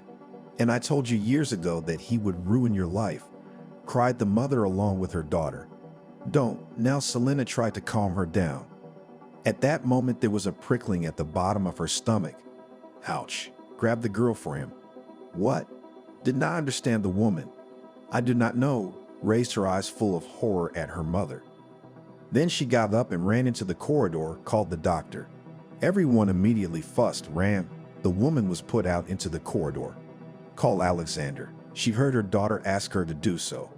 Alexander, hello, this is Selena's mom. She dialed his number from her phone. Did something happen? I was at her place a few hours ago. He asked tiredly. Yes, she's in labor. Nothing, the woman softened or hid. On my way, he said and passed out. Things were not easy for Selena. She was screaming loudly. The mother was left in the corridor only to worry. Alexander promised but never arrived. It had been hours, but he still hadn't been there. The mother kept dialing his number again and again, but no one answered. Some more time passed. The girl came out of the room, looked at the woman. Are you the mother? She asked. Yes, she nodded and walked over. You have a girl, 3,952 centimeters. Congratulations, she said, smiling. The granddaughter's new grandmother sat down on the couch that stood there. Thank you, she cried. It's okay, you will soon be able to see mom and baby, the nurse reassured. For some reason, time dragged very slowly, but finally, they are all together in the ward. The baby is lying in a separate crib. How are you? Mom asked her daughter. Everything is fine, and why Alexander is not there? You did not call him. Selena asked first of all. Called, he said he was on his way, but he is still not, said all that was mother. Well, it's in his repertoire, smiled the corners of her lips girl. Why don't you call him yourself? Mom handed her the phone. Come on, she took the device, dialed the number. Hello, she heard a man's voice. Selena pressed hang up. She looked at her mom. What are you doing? She saw confusion or fear in her eyes. It's not Alexander, she said. Who is? No one answered me at all. The woman was surprised. At that moment, the phone rang again. On the screen was Alexander's number. I'm listening, Selena answered. You just called, she heard. Who is this man to you? A new question. He is the father of my child, Selena said calmly. She tried not to be nervous. Together with his wife, they were in an accident. They are being taken to the hospital now. She learned about what happened. What do I have to do? Selena got worried. I just informed you about it. You can take care of it yourself, she beeped. And what? Waited for her mother to know what Selena had learned, because her eyes were getting bigger and bigger during the conversation. And then she started to cry. Alexander is in the hospital, and together with his Alice, cried Selena even harder. At that moment, the baby cried. It needed to be fed. So the woman left the room again. She decided to go to where Alexander had been brought and talk to him. Since she decided, she started to do it. The woman called a cab, reached the hospital. What she learned there made her change her plans a bit. Hello, a husband and wife who had been in an accident were recently admitted here. The visitor spoke quickly. Yes, but I want to upset you. While the ambulance was on its way to the hospital, the woman passed away and the man is in a coma, the doctor told her. I see, thank you. She went home, didn't know whether to tell her daughter or not. She decided that when she was discharged, she would tell her. Every day Grandma and Mark visited Selena, everything was fine, so they were discharged within a week. Everyone was happy. I'm wondering why Alexander isn't in touch. What's up with them? I need to call, Selena told her mother. Selena, I have something to tell you. Lowered her mother's eyes and spoke out what she had learned that day at the hospital. Mammy, can you stay with Sophia? I need to go to him. She looked at him with a pleading look. But let's hurry up. The child will soon be hungry. She realized that it was useless to do anything. Thank you, my dear, kissed her daughter and ran. She entered his room. He was lying with a broken leg and something was with his hands. Hello, she said quietly at him and smiled. Hello, he looked only with his eyes. He couldn't even turn his head. You've had a daughter? Congratulations. She leaned over and kissed him. What did you name her? Alexander had already been told what had happened to Alice, and he realized that this was really their child now. Sophia, Celine said proudly. Beautiful. He grinned as best he could. After that, the girl sat down on the edge of the bed next to him. Will you be able to forgive me? He asked for the 100th time in her life. I think so, because you made me happy, and now you gave me a daughter, Selena cried. I'm sorry, a tear rolled down her cheek. He looked at her. I have to go now, but I'll come back tomorrow, she said and kissed him. She didn't know where she got so much love and kindness for this man. At home, she studied with the baby. Mark was also interested. He helped his mother to fill the bathtub with water to bathe Sophia. Afterwards, he rocked his little sister in his arms. Mark, do you remember Alexander? She asked him. Of course, he came to visit you many times, nodded the boy. Would you mind if he came to live with us? Selena wasn't sure about that yet, but for some reason she thought that Alexander would do exactly that. Of course not. If you will be happy with this man, then I'm all for it, especially since he is Sophia's father, hugged the boy to his mother. You are the best son, she kissed him. Now they all went to bed, and in the morning the whole family went to the hospital. Alexander could already get up. On crutches, he waddled down the steps of the hospital. Hello, Selena. Mark and Sophia were waiting for him in the street. Hello. He shook Mark's hand and kissed his girls. After that, they sat on the bench for a while, talking, and then escorted the man back. Now that time has passed, will you agree to be my wife? Alexander asked. Tell me, is it really true that everything was real with me? She asked him. Of course, Alice's eggs somehow didn't fit, but you have to ask the doctor, he answered her, and lowered his head, because he was ashamed. You know, even if it was not so, I still would not give this child to anyone. She hugged Alexander, and the goosebumps ran down her body, so she loved him. I know, my love. He pressed himself against her and realized that this was the only one who would never deceive and betray.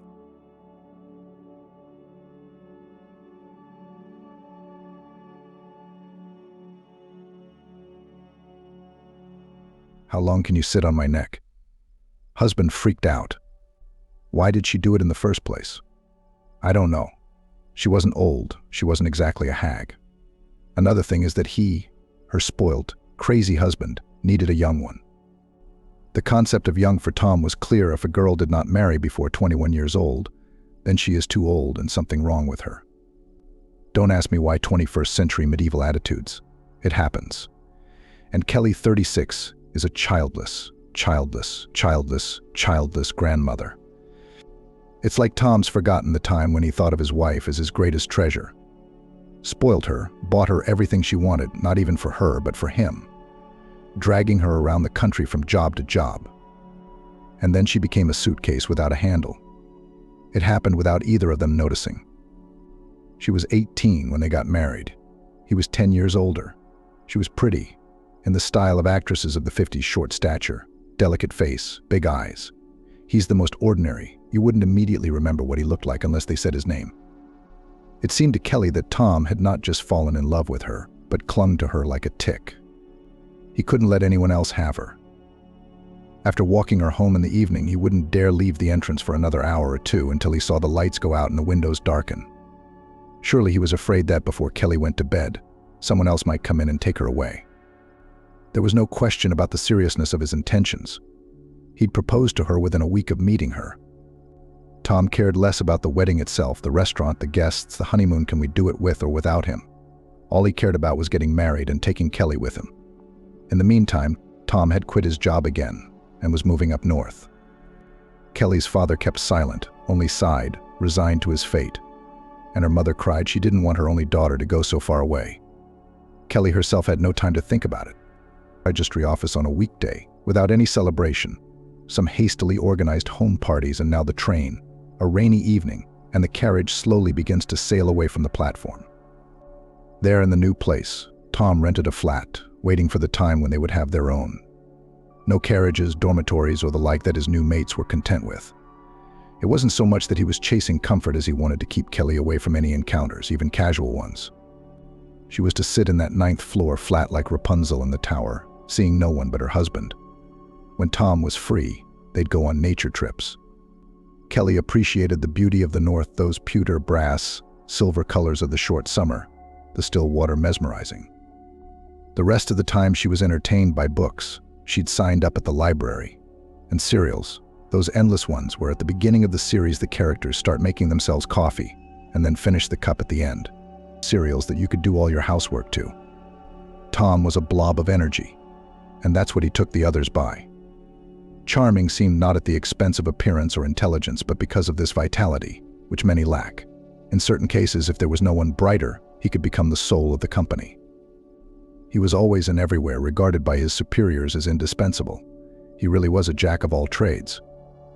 And when he got bored in one place and broke off to go to the other side of the country, it was always regretted by the bosses and those with whom Anatoly worked, and the women with whom he managed to get acquainted and who envied Kelly. "You're not a military man," Kelly said to her husband, "but I feel like an officer's wife always traveling over the road." Tom had always had money. He would never work for an idea. And now, to comfort and cheer up his wife, he floods her with presents. In the wardrobe, racks of dresses, blouses, and suits hung as tightly as if they were in a shop. Kelly could match the outfits with shoes of the right color. And the saying, "a well-to-do woman is one who doesn't wear ripped tights under her trousers," certainly applied to Kelly. He wouldn't let her work. It was out of the question. "We've got enough money," Tom said. "Nothing to go where you can find adventures on your tail." And he didn't want kids for a long time, maybe 10 years.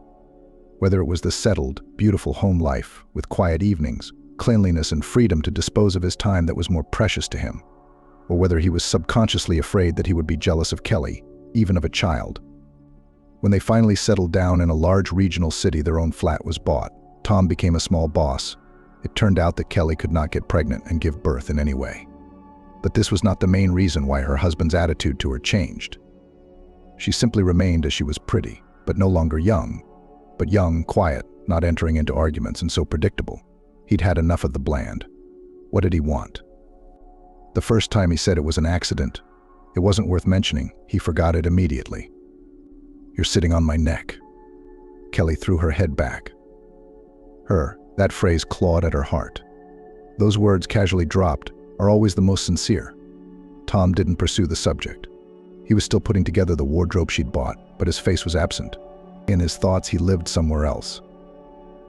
It wasn't long before she realized he had another. He had a crush on a girl the same age Kelly had been when they met. The age difference seemed so vast to Kelly that a connection couldn't be in her mind. It would look both ridiculous and laughable. Naive Daisy. Tom's passion was named Jane, and she was the complete opposite of his wife. An athletic girl with long, strong runner's legs and hair dyed bright pink. And she had so many things, like intricate patterns on her long, sharp toenails, piercings in every possible place, intricate tattoos, that Jane could be looked at for a long time, like a painting or a puzzle. However, Jane didn't make men puzzle for long. She gave up quickly, if the price was right. All this Kelly had learned in roundabout ways. The big city wasn't really that big. There was only one thing that bothered Tom, but it was the most important thing for her. Jane was not averse to making money wherever she had a chance. The concept of fidelity did not fit in the head of the pink Malvina. She was flying. You want to let her go and keep her at the same time.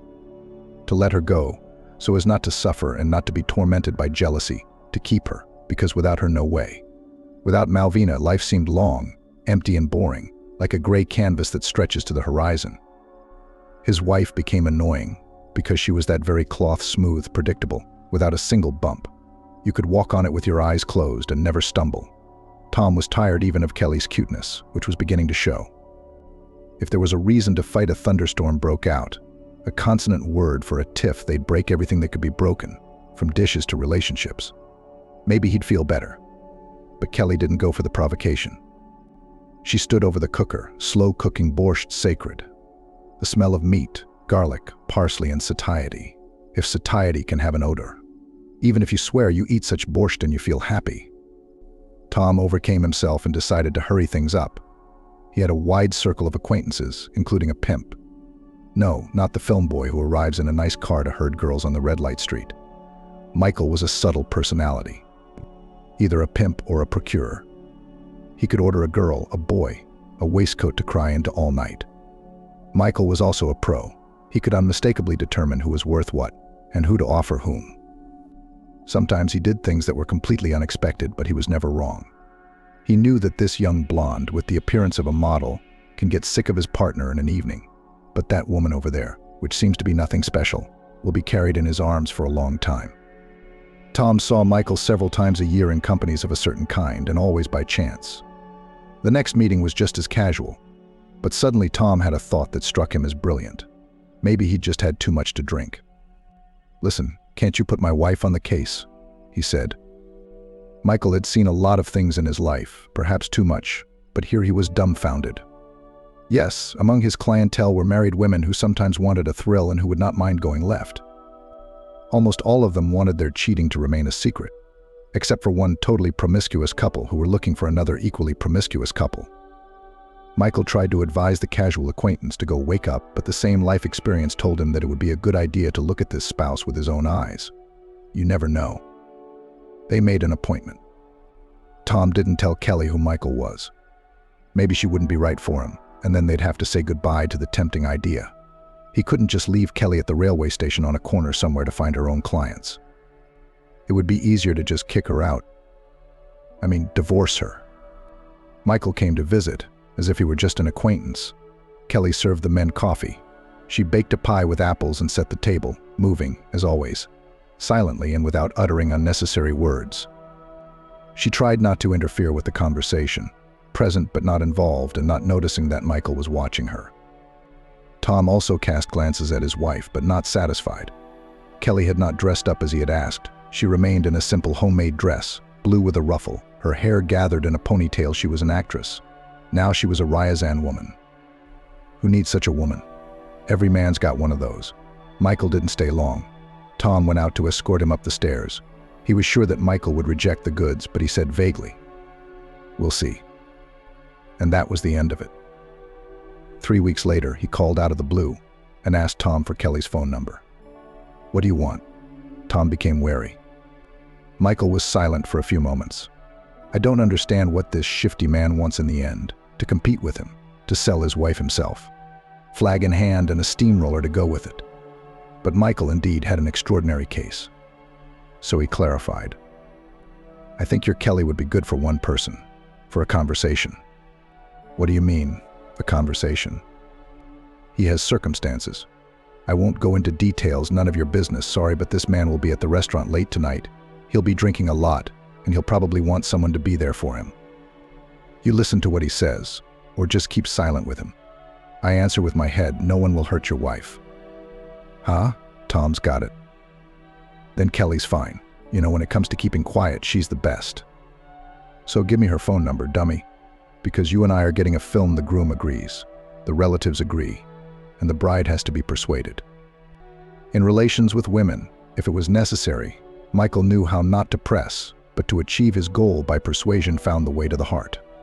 Tom hesitated a moment, and the phone dictated. Later, he would discuss these piquant details with Malvina, and she would complain that there would be no one to take pictures of the secret meeting. If there was dirt on anyone, she would be even more submissive. When he got the number he was looking for, the pimp called immediately. "Kelly," he said, "do you remember me? It's Michael. I was visiting you. I have a huge favor to ask of you. Don't take it for granted." The woman didn't answer, but Michael realized she wasn't speaking because she was confused. "Come to this restaurant tonight. I'll introduce you to a man who cannot be left alone. Believe me, it's very important. You'll save your soul." "You should see a psychiatrist," Kelly said and hung up. Then she went about her usual business, and somewhere in the back of her mind, like a spring that had suddenly broken through, she was filled with the thought that it was not for nothing, that it was Tom who had thought up and organized everything. Both Michael and the meeting to which she had now been called. It made her want to cry. Kelly suddenly realized that she hadn't cried for a long, long time. Maybe she hadn't even learned how. You could shed tears if you felt sorry for yourself, but she was too tired to comfort herself. Tom didn't want to look ahead to see a routine life, an impending old age. Kelly was afraid to look back. She could see herself standing there in that kerchief with the dust rag. The years were behind her when she'd gone from princess to Cinderella, and the prince had degenerated and wouldn't divorce her. Kelly felt like getting drunk. She called Michael back. "Okay, I'll go," she said. It was a hotel restaurant, fancy and so expensive that Kelly was embarrassed to even walk past it. The carpeting there was already outside, and there were vases of orchids at the entrance. Kelly hadn't bought clothes in a long time. She'd stayed in that other life, with her husband blowing dust off her. And now Kelly didn't know what to wear. If all she had to do was talk, this dark blue jacket would do. She could match it with the pale blue silk dress she had once loved so much. The silk was real, delicate, not weighty. But there was hardly any cosmetics at home, and perfume only Grasshopper Bridge, with its heavy, clingy odor. Kelly was ready for Michael to send her back, to call some young girl for his client. She was even more embarrassed that she had come first.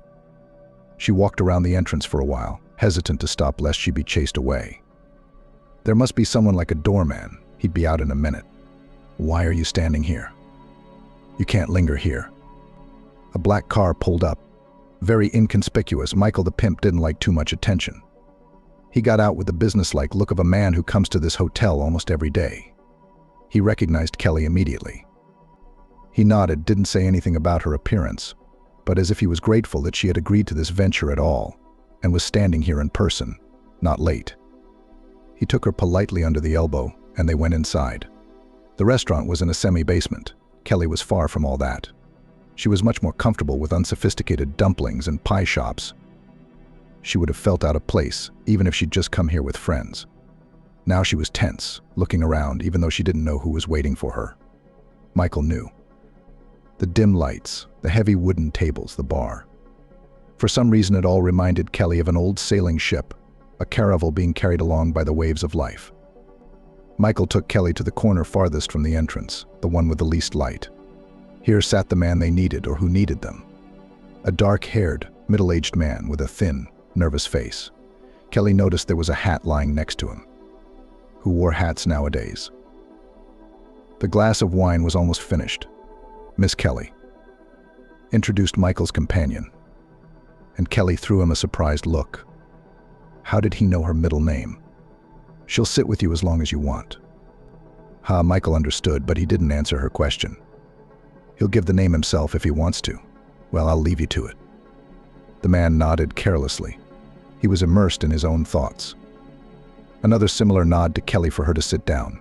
She sat down with a straight back. There were hardly any customers in the restaurant. Only at one other table, a group of men engrossed in conversation. A young bartender behind the counter, in a white shirt and black waistcoat, and a waitress who approached them almost immediately. A dyed blonde in her mid-40s. She had a tired look. "Order whatever you want," the man said to Kelly, nodding at the menu. What food could she think of right now? She was feverish with excitement. A glance at her was enough to realize that. "Bring us some for now." Kelly didn't know what the mysterious-sounding words meant, but she guessed they meant wine or something stronger, and an appetizer of some kind. There was silence in the air as they waited for the waitress. "What should I call you anyway?" Kelly asked. And after a while, "Are you sick?" He was definitely awake. There was confusion in his voice. "What makes you think that?" She shrugged her shoulders. "Nothing else occurred to me. Only that you have learnt that you are ill with some terrible, hopeless disease and have no one to talk to. And I'm now a traveling companion who won't see you tomorrow, so it's okay. You will indeed, one of these days, hear of my death," he said tiredly and calmly, as if it were a done deal. "But it is of no consequence." He took her hand, but there was nothing sensual in the movement, nothing of the kind. He held her wrist. "Here you are, you need to check your heart. Remind me when you leave. I'll text you the number and you call." "You're a doctor."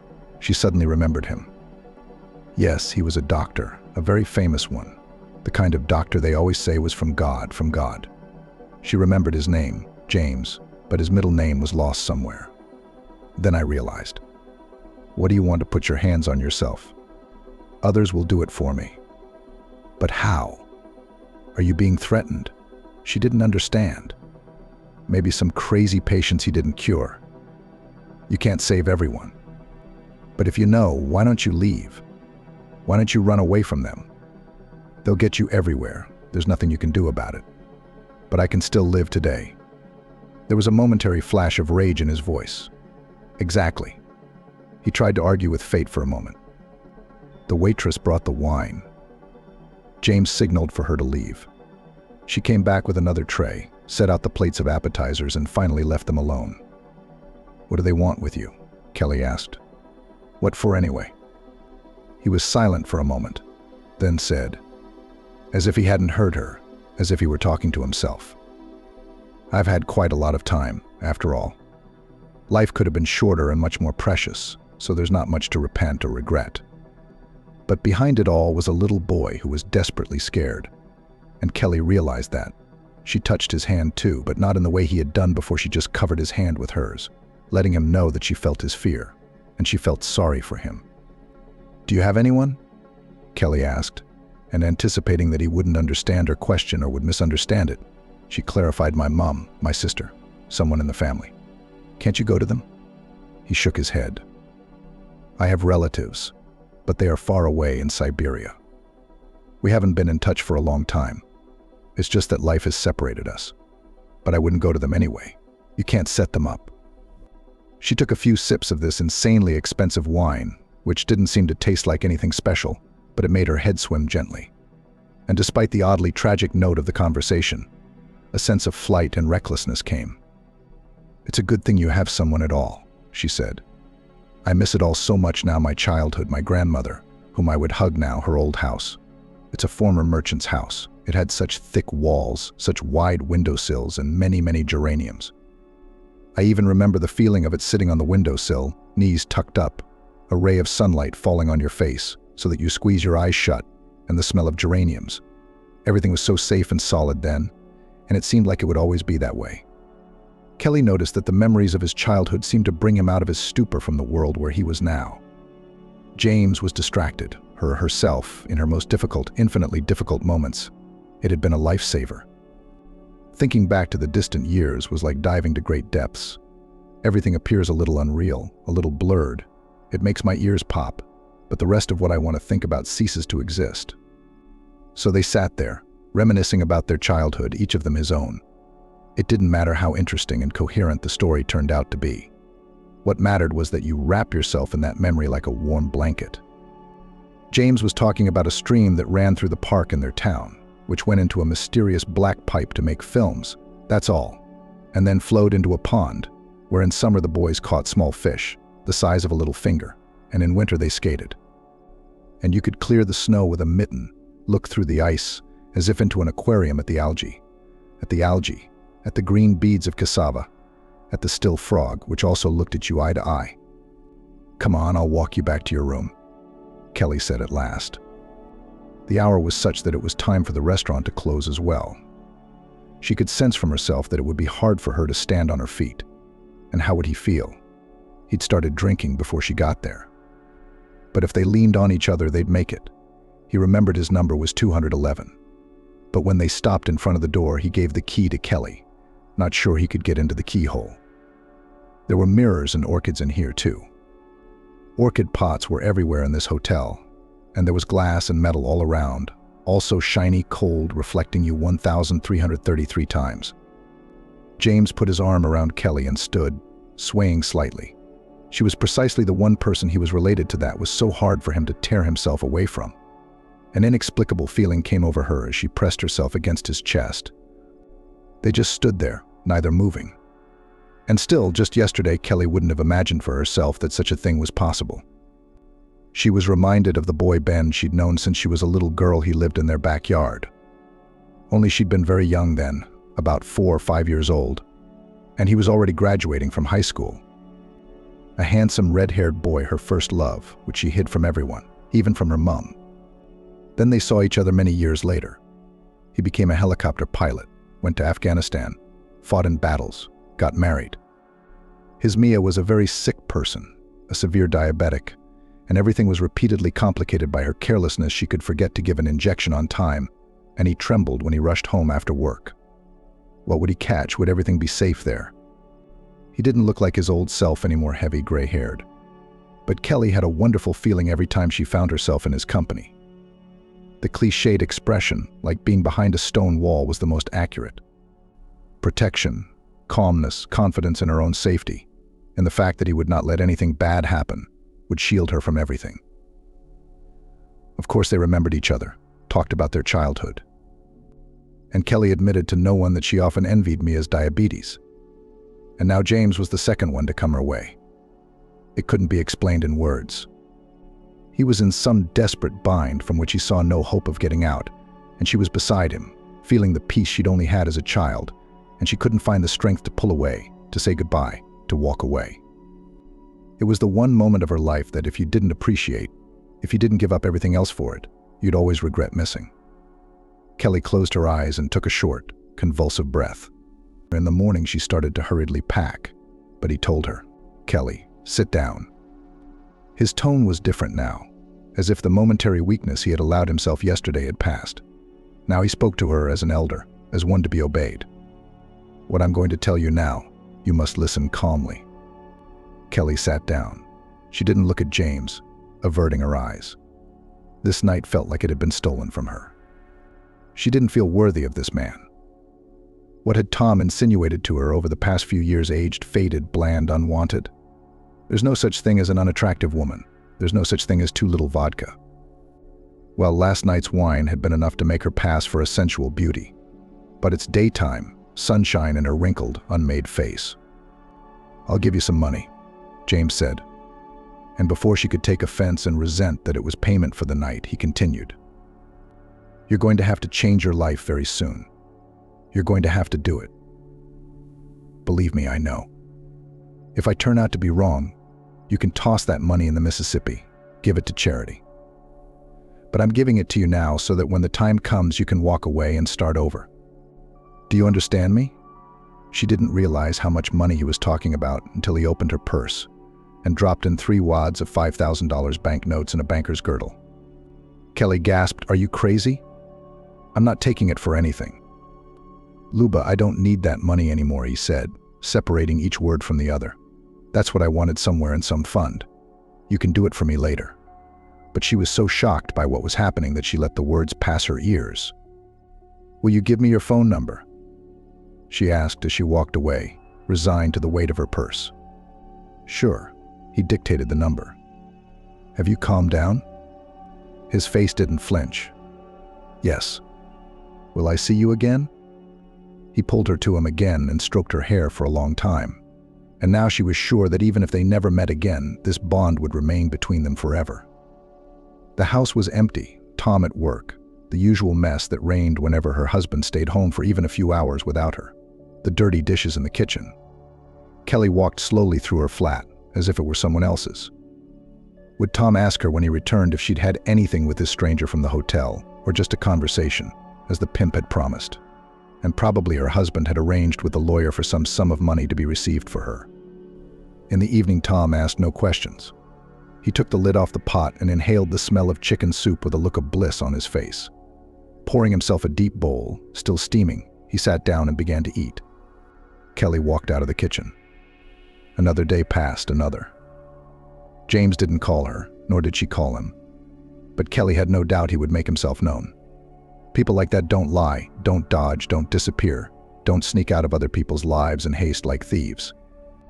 On Saturday, before having coffee, Tom went down to the ground floor and picked up the mail. Yes, they still subscribed to a few newspapers, and, for Kelly, an indoor plant magazine in Archaism, but there it was. Kelly herself didn't know why she picked up the local paper, unfolded it, and saw his portrait. A famous doctor. Tragic death. Burnt body found in the woods. All his regalia was listed born. Graduated from the institute, worked, taught. The funeral will be today. They say fainting can be avoided. Kelly remembered something like that. It is only in films and books heroines beautifully and smoothly sink to the floor, and the heroes rush to bring their feelings. Kelly's friend had fainted once in a very unfortunate way. She had fallen and knocked out her front teeth. Kelly herself was now dizzy and a black veil was thickening in front of her eyes. She fumbled for a trestle, sat down and just breathed deeply for a while, concentrating on that. When she felt better and realized she could stand up, Kelly said to her husband, "I need to go to the funeral." She couldn't see his face, but she could clearly picture the way he raised his eyebrows. "Whose are these? Do you know him?" She couldn't remember if she had a black dress. What did it matter, though? James was being buried from that farewell hall in the medical center. Kelly had never seen so many people come before, and she never would again. The small hall couldn't hold everyone, and people were standing outside. Someone tried to go inside, but a young woman wearing a mourning bandage on her head came out. She was tall, not grief in her eyes, but defiance, a desire to stand up for herself. "Wait here. There's no room for relatives there, it's stuffy. What do you care? The coffin is closed anyway." Someone whispered that it was Alicia, the seventh water on the Sour Patch, the sister-in-law of a cousin, and sighed disapprovingly. Why hurt people? It's a common grief, and indeed crying without hiding. Very young girls crying old people. These were James's former patients. Those whom he saved, pulled out, came out. A unique, absolutely unique doctor. There would be no more like him. He could see right through a person, look at them, touch them, and realize what had happened to you. And they'll never find the people who killed him. That's how it always happens. If such a unique person is taken away from us, no one will be responsible. When the crowd began to move, and they carried wreaths and heavy lacquered coffin, when they started to get into buses, there were not enough standing places. And there was a cavalcade of cars and young guys on motorbikes, bikers. They were patients, too. Kelly didn't even try to join anyone, to ask to get into a car, to squeeze onto a bus, to stand on the steps. She leaned against a birch tree and cried, covering her face with her hands. She cried even after everyone had left. It was somehow unnoticeable. Kelly spoke to Tom now as if he were a stranger. Everyone lived their own lives, and in the evenings Kelly sat in the rocking chair by the window for a long time. She had her knitting on her lap, but she did not touch the needles and was deep in thought.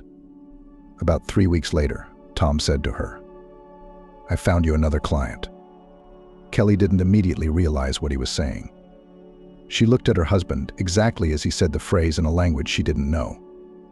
"Well, they gave me such good money for you that time," he explained. "Now Michael is offering more." Yeah, Kelly said automatically. James knew everything in advance. "You'll see I'm right." Kelly found nothing better than to hide the money he gave her inside the piano. There they waited for their time, and it had come. Now it had to be decided where to go. Pack her things and disappear from the house right after her husband left for work, so he'd keep her out of her hair longer. No, of course she'd leave him a note, explain that he didn't need to look for her. Maybe he'd even be glad, and a pink Malvina would take up residence in their flat tomorrow. Kelly didn't care about that. She knew she wouldn't go to her parents' house, because there, if her husband wanted to look for her, he'd find her immediately. And she needed to get away from everyone and start, as James had told her to do, with a clean slate. She was sure he could see everything that was going on from there, knew she was pregnant too.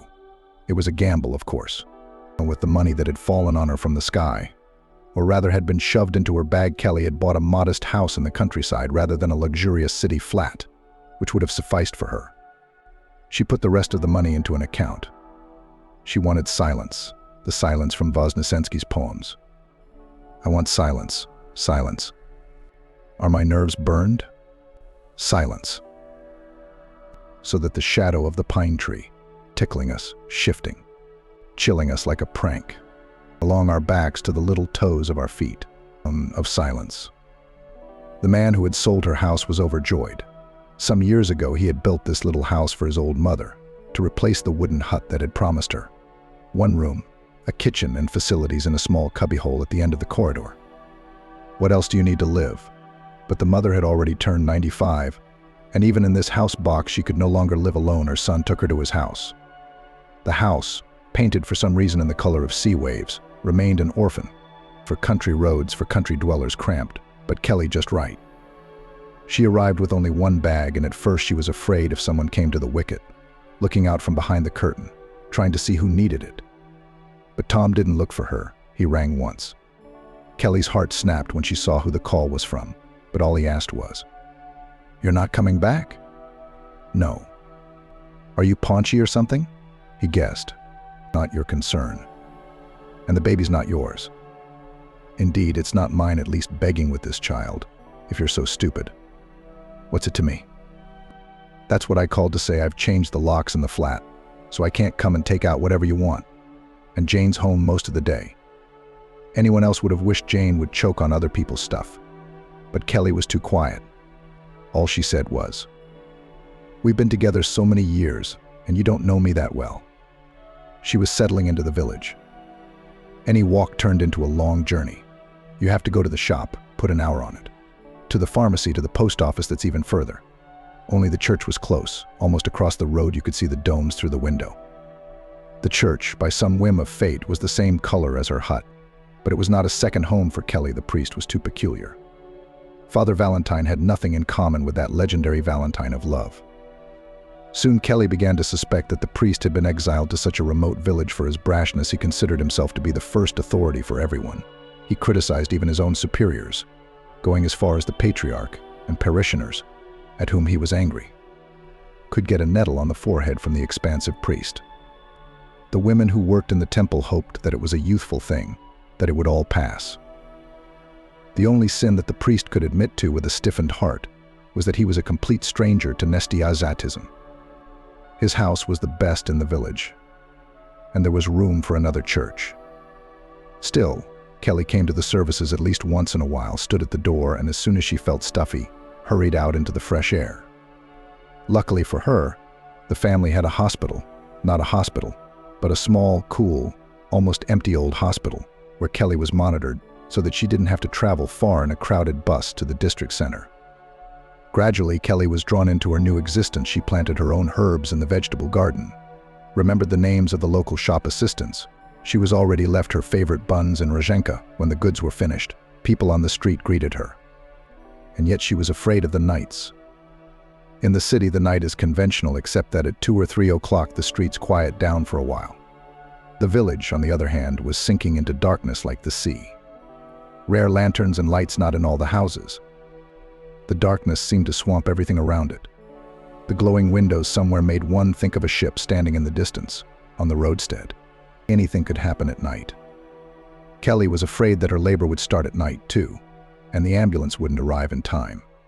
So she agreed to go to the hospital a few days before her due date, and was glad she hadn't had time to get a cat like she wanted. Who would she leave her with now? There was nothing left for her but to rely entirely on fate. Would she live? Would the baby be all right? Would she have the strength to look after it? All this now depended not on her, but on some higher power. But everything had gone remarkably well. She even managed somehow to brace herself internally, and not to scream. And the boy that Anne the midwife had shown her had been very good too, though his face was red and puffy. "But look at his eyes, they're silver," said Anne. "I've never seen anything like them, really." Kelly knew she wouldn't name the baby James. She was superstitious now, catching the signs of fate. The son was not to repeat his father's fate. And a week later, when she returned home, staggering from weakness, she knew what name she would give her son Mark. They had never had such a name in their family before.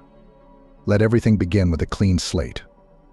Father Valentine insisted that all newborns be baptized in the church. God forbid, not at home, even in the bitter cold. "Boys are brought into the altar," he said. "How can you deprive a child of that?" It was August. It smelled of apples, and at night the stars flew to earth as often as snow in winter. Mark's godparents were neighbors, husband and wife, Chloe and Ethan.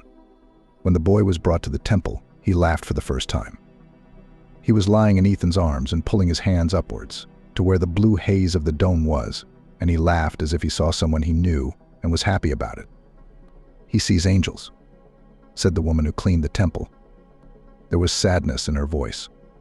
Seeing angels is also a challenge because cleanliness has to be matched. What Mark was seeing, naturally, no one knew about until the boy spoke. No one even understood what was going on. Well, the child laughs and stretches his arms as if someone is standing in front of him, but probably many babies do that. And sometimes, especially at night, when Kelly put him to bed, Mark would cry and wrap himself in the blanket, as if he hoped to escape under it. "What are you afraid of?" Luba coaxed him affectionately. "There's no one in the room, only you and me and the cat sitting over there, washing itself.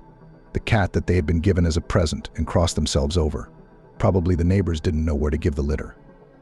It was the most ordinary, gray-colored, nasal, big-eyed. Later it seemed to Luba that she had special feelings for the boy. There was a cupboard in the room, left by the previous owner. They had been like this in almost every house before, tall, wooden, with hangers on the right, shelves on the left, and a square of glass in the door, covered with embroidery. On a black background, an old woman had painted roses with a needle and thread. Mark was afraid of the wardrobe at night.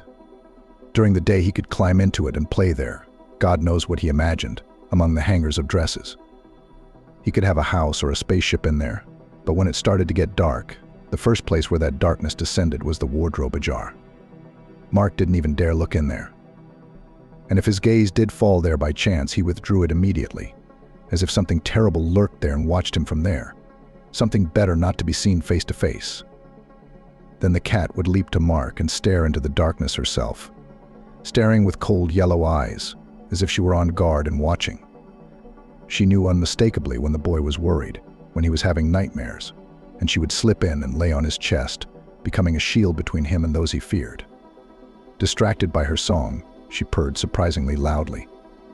As Mark began to talk, Kelly asked him, "Honey, what do you see?" "There." He answered expressively, nodding at the cupboard and raising his eyebrows, not understanding how the obvious could not be clear to her, and almost adding, "There it is." Sometimes, to his mother's utter consternation, Mark began to mutter excitedly and quickly, talking either to himself or to someone whom today's psychologists like to call an imaginary friend. In everything else, the boy not only did not differ from his peers for the worse, he outperformed them. About 3 years old, learned to read, and by the time he went to school, read many books from the Library of Adventures. He knew a lot of poetry, wrote in jagged block letters, and had the kind of imagination that made the fairy tales so beloved by children pale in comparison. On a warm April evening, Kelly sat with Mark by the river. Even though she was settling in a new place, but still she could call only her son her soulmate. And when she had the chance, she took him by the hand, and they went for a walk somewhere far away, then along the path among the meadows that bloomed so gloriously in summer. Then between the mysterious ferns, the forest was in darkness, and the ferns seemed to glow by themselves with a soft green light to a distant lake or following the bends of the river, where the local boys did not climb. They sat on the cliff, looking at the swift current, at the sand. It was amazing here, almost completely white, silky, and suddenly Mark touched his mother's elbow. "Look, Mum, there's a leshy," he said. Kelly took a look. It was just a huge, human-sized stump with petrified, intertwined roots. Look at it. It's the woodsman leaning over the river. He is old. He came out of the forest after winter and came to say hello to the mermaid. She is looking at him from the pool, and he extends his hand to her, saying, "Well, have you survived the cold?" Kelly realized it was all imagination. "You'll probably write your own book someday." She kept wanting to hug her son, to hold him. And every time she held back from doing it, she couldn't. She couldn't let Mark become too tender, too vulnerable. He had to live in a cruel world. She knew that well. "No, Mom, and I'd love not to see it, but it's there, you know. We went to the cemetery yesterday," he said, even with irritation.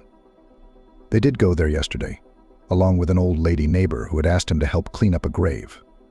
It was already difficult for her to bend over, but she wanted to visit her husband. The old lady walked with her right hand resting on a stick, with Kelly supporting her on her left. So? Her mother didn't understand. Mark sighed. There was also a funeral going on at that time, remember? Well, this auntie, she stood back and watched. What lady? Kelly asked. Mark patiently explained. The one they thought was buried. She stood to the side and watched them. Only she was a little different, not like them, as if she were made of thick fog, a little transparent, wearing a white polka dot blouse, a pleated skirt, and a scarf. Kelly inwardly gasped. She knew who Mark was talking about because she had gone to say goodbye to the deceased. She was already part of that circle when everyone from the neighborhood saw the deceased off, when neighbors came to celebrate a wedding or a birth.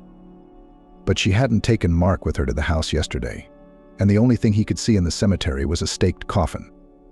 Kelly squatted down in front of her son and took him by the shoulders. I'm begging you, she said. No, I beg you. Tell me everything you see that others don't see, only me. Only me, do you understand? He looked at her earnestly, with his silver eyes, which the further they went the more they took on a marvelous hue.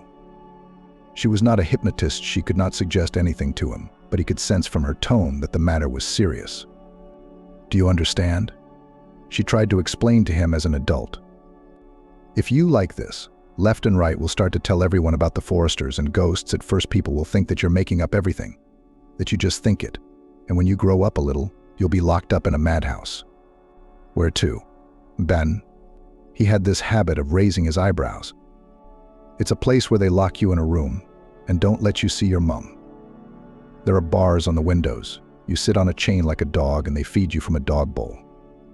In her heart, Kelly asked the higher powers to forgive her for this cruelty, because the worst thing for her was that if Mark was declared insane, they might not put him in an asylum, but they wouldn't be able to avoid notoriety. And if it stuck, alas, forever. Mark nodded. But if something scares you, if there's something you want to share, we'll talk to you about it. Kelly insinuated, squeezing his hand painfully. But only to me, only to me, only to me about it. Deal. Mark kept his word. What he'd really been through, even Kelly didn't know. You can't describe every shadow, every look or call from the beyond. Mark had learned to hold back. The only time he'd nearly blundered was when, in 10th grade, the boys had decided to celebrate Halloween. By this time, his classmates already knew that Mark was the best artist in the school, and he was asked to make up those who came in costumes. One of the worst bullies, Alex Smith, dressed up as a devil, and when he sat down on a chair in front of Mark, he looked up and shuddered. Then he picked up a box of paints, but every time he swung the brush, Mark looked away, as if he were drawing a picture from the original. The makeup was amazing. Alex was scared of himself in the mirror. How did you come up with that? He asked, looking at the creepy image he had created. There he stands. Mark started and stopped, and that autumn he was being drafted into the army. Kelly desperately didn't want to let her son go, but she just didn't know how to avoid it. He'd grown up to be a healthy, good-looking lad, the kind of guy who wouldn't be rejected by the medical board. Unless he had to pay someone a bribe, there was money.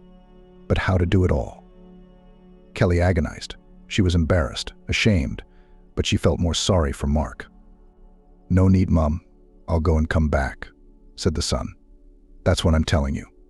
Let's go into town while we still have time. You can show me your father's grave. Kelly didn't know where James was buried, but it wasn't hard to find him. Every cemetery has its Wroblewka, and this was one, laid out in the bad 90s. It was first inhabited by higher-class gangsters, victims of contract killings and random shootings. Then, they were joined by businessmen from the same gangster circles of higher class, but they stayed here longer. Servants of the people and the heads of the last surviving factories were added here. The monuments were rich black or colored granite 1.5, 2 human heights. Gloomy spruce trees, heavy chains fencing off the slabs of the grounds.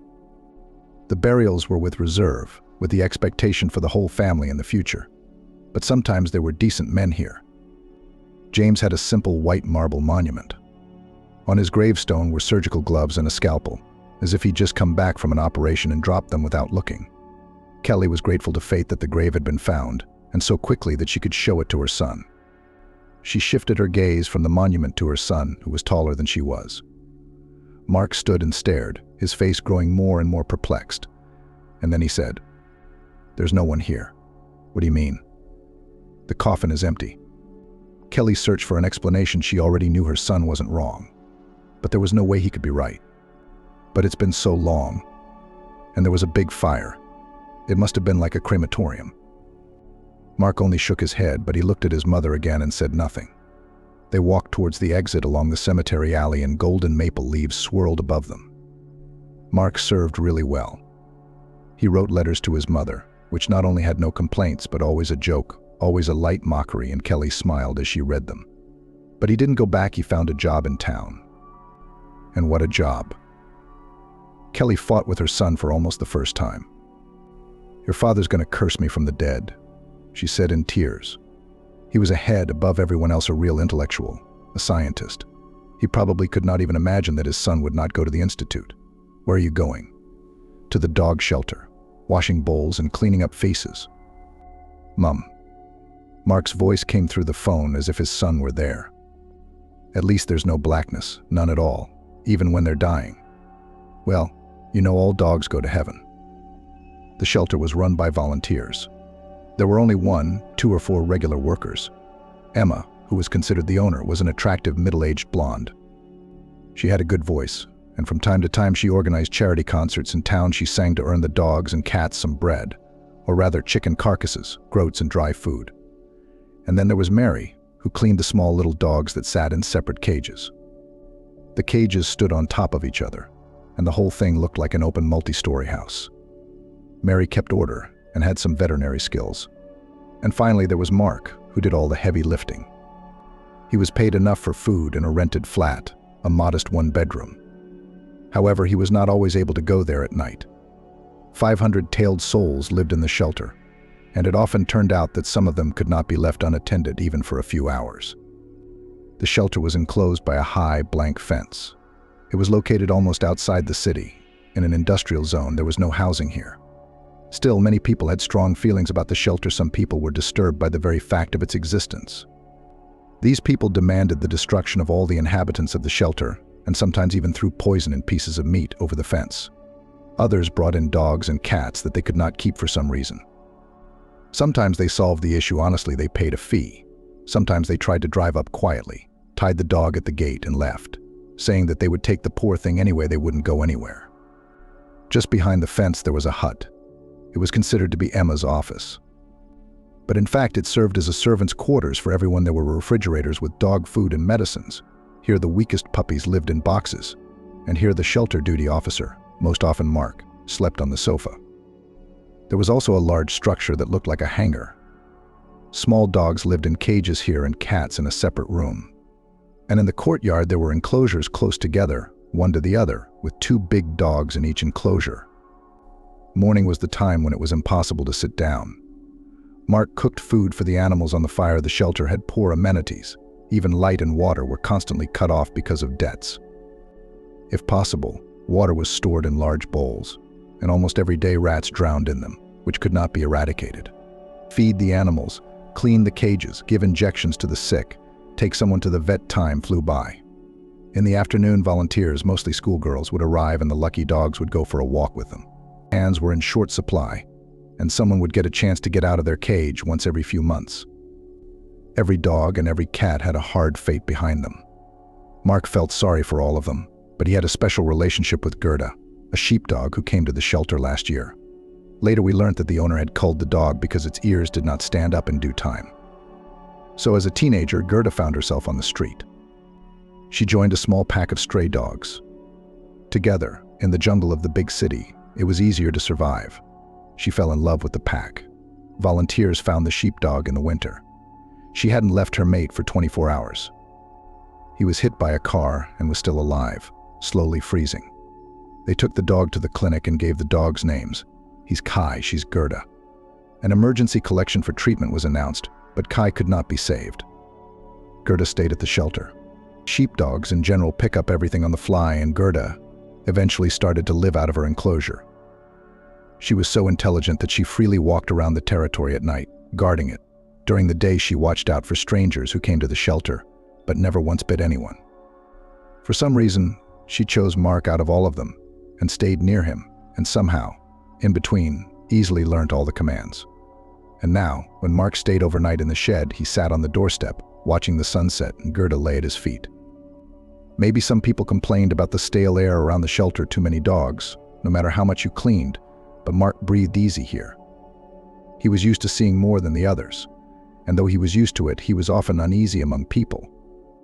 In the shelter, those attentive eyes, hot breathing tongues, the hope to live another day, and the vast sky above his head. There were no high-rise buildings around the sky looked at the dogs, and many went there on their last journey because there were enough sick and crippled. Feeding, treating, placing in good hands, all this was hard work, and it occupied both hands and thoughts. This was Mark's place on Earth. The car pulled up in the evening. The first to hear it, of course, was Gerda. Seeing the dog's upturned muzzle, Mark listened too. Someone else has been brought in, he thought. Now they'll leave them and go away. If they're helpless puppies or kittens in a box, leave them outside overnight. They might live till morning. The hour was already quite late. Mark was lying on the sofa, watching a film of French comedy as old as this little TV set. As he was putting on his shoes, a car honked. Whoever was there wasn't going to run away quietly like a thief. Gerda, of course, had linked up with him to check the situation and make sure Mark wasn't in any danger. Near the gate, not far from the lilac bushes, you couldn't see them in the darkness, only the sweet smell could be heard, stood a black Jeep, and next to it a woman of small stature, with smoothly slicked back hair, also all in black jacket jeans. Sometimes Mark sensed something unkind coming from the man, but it wasn't there now. But anxiety was born and grew. "Did you bring someone?" he asked, saying hello. "It would be better to do it this afternoon. There is a contract to be drawn up." "I'm here to see you, Mark," said the woman. Her voice was slightly hoarse, but what surprised Mark most of all was that she knew him by name. He had almost no acquaintances in town, outside the shelter, except for volunteers and veterinarians.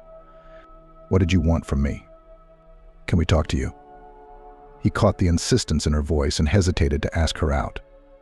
"There's a dozen puppies in the shed. Not every untrained person could handle it. To the dogs, they'd raise a fuss."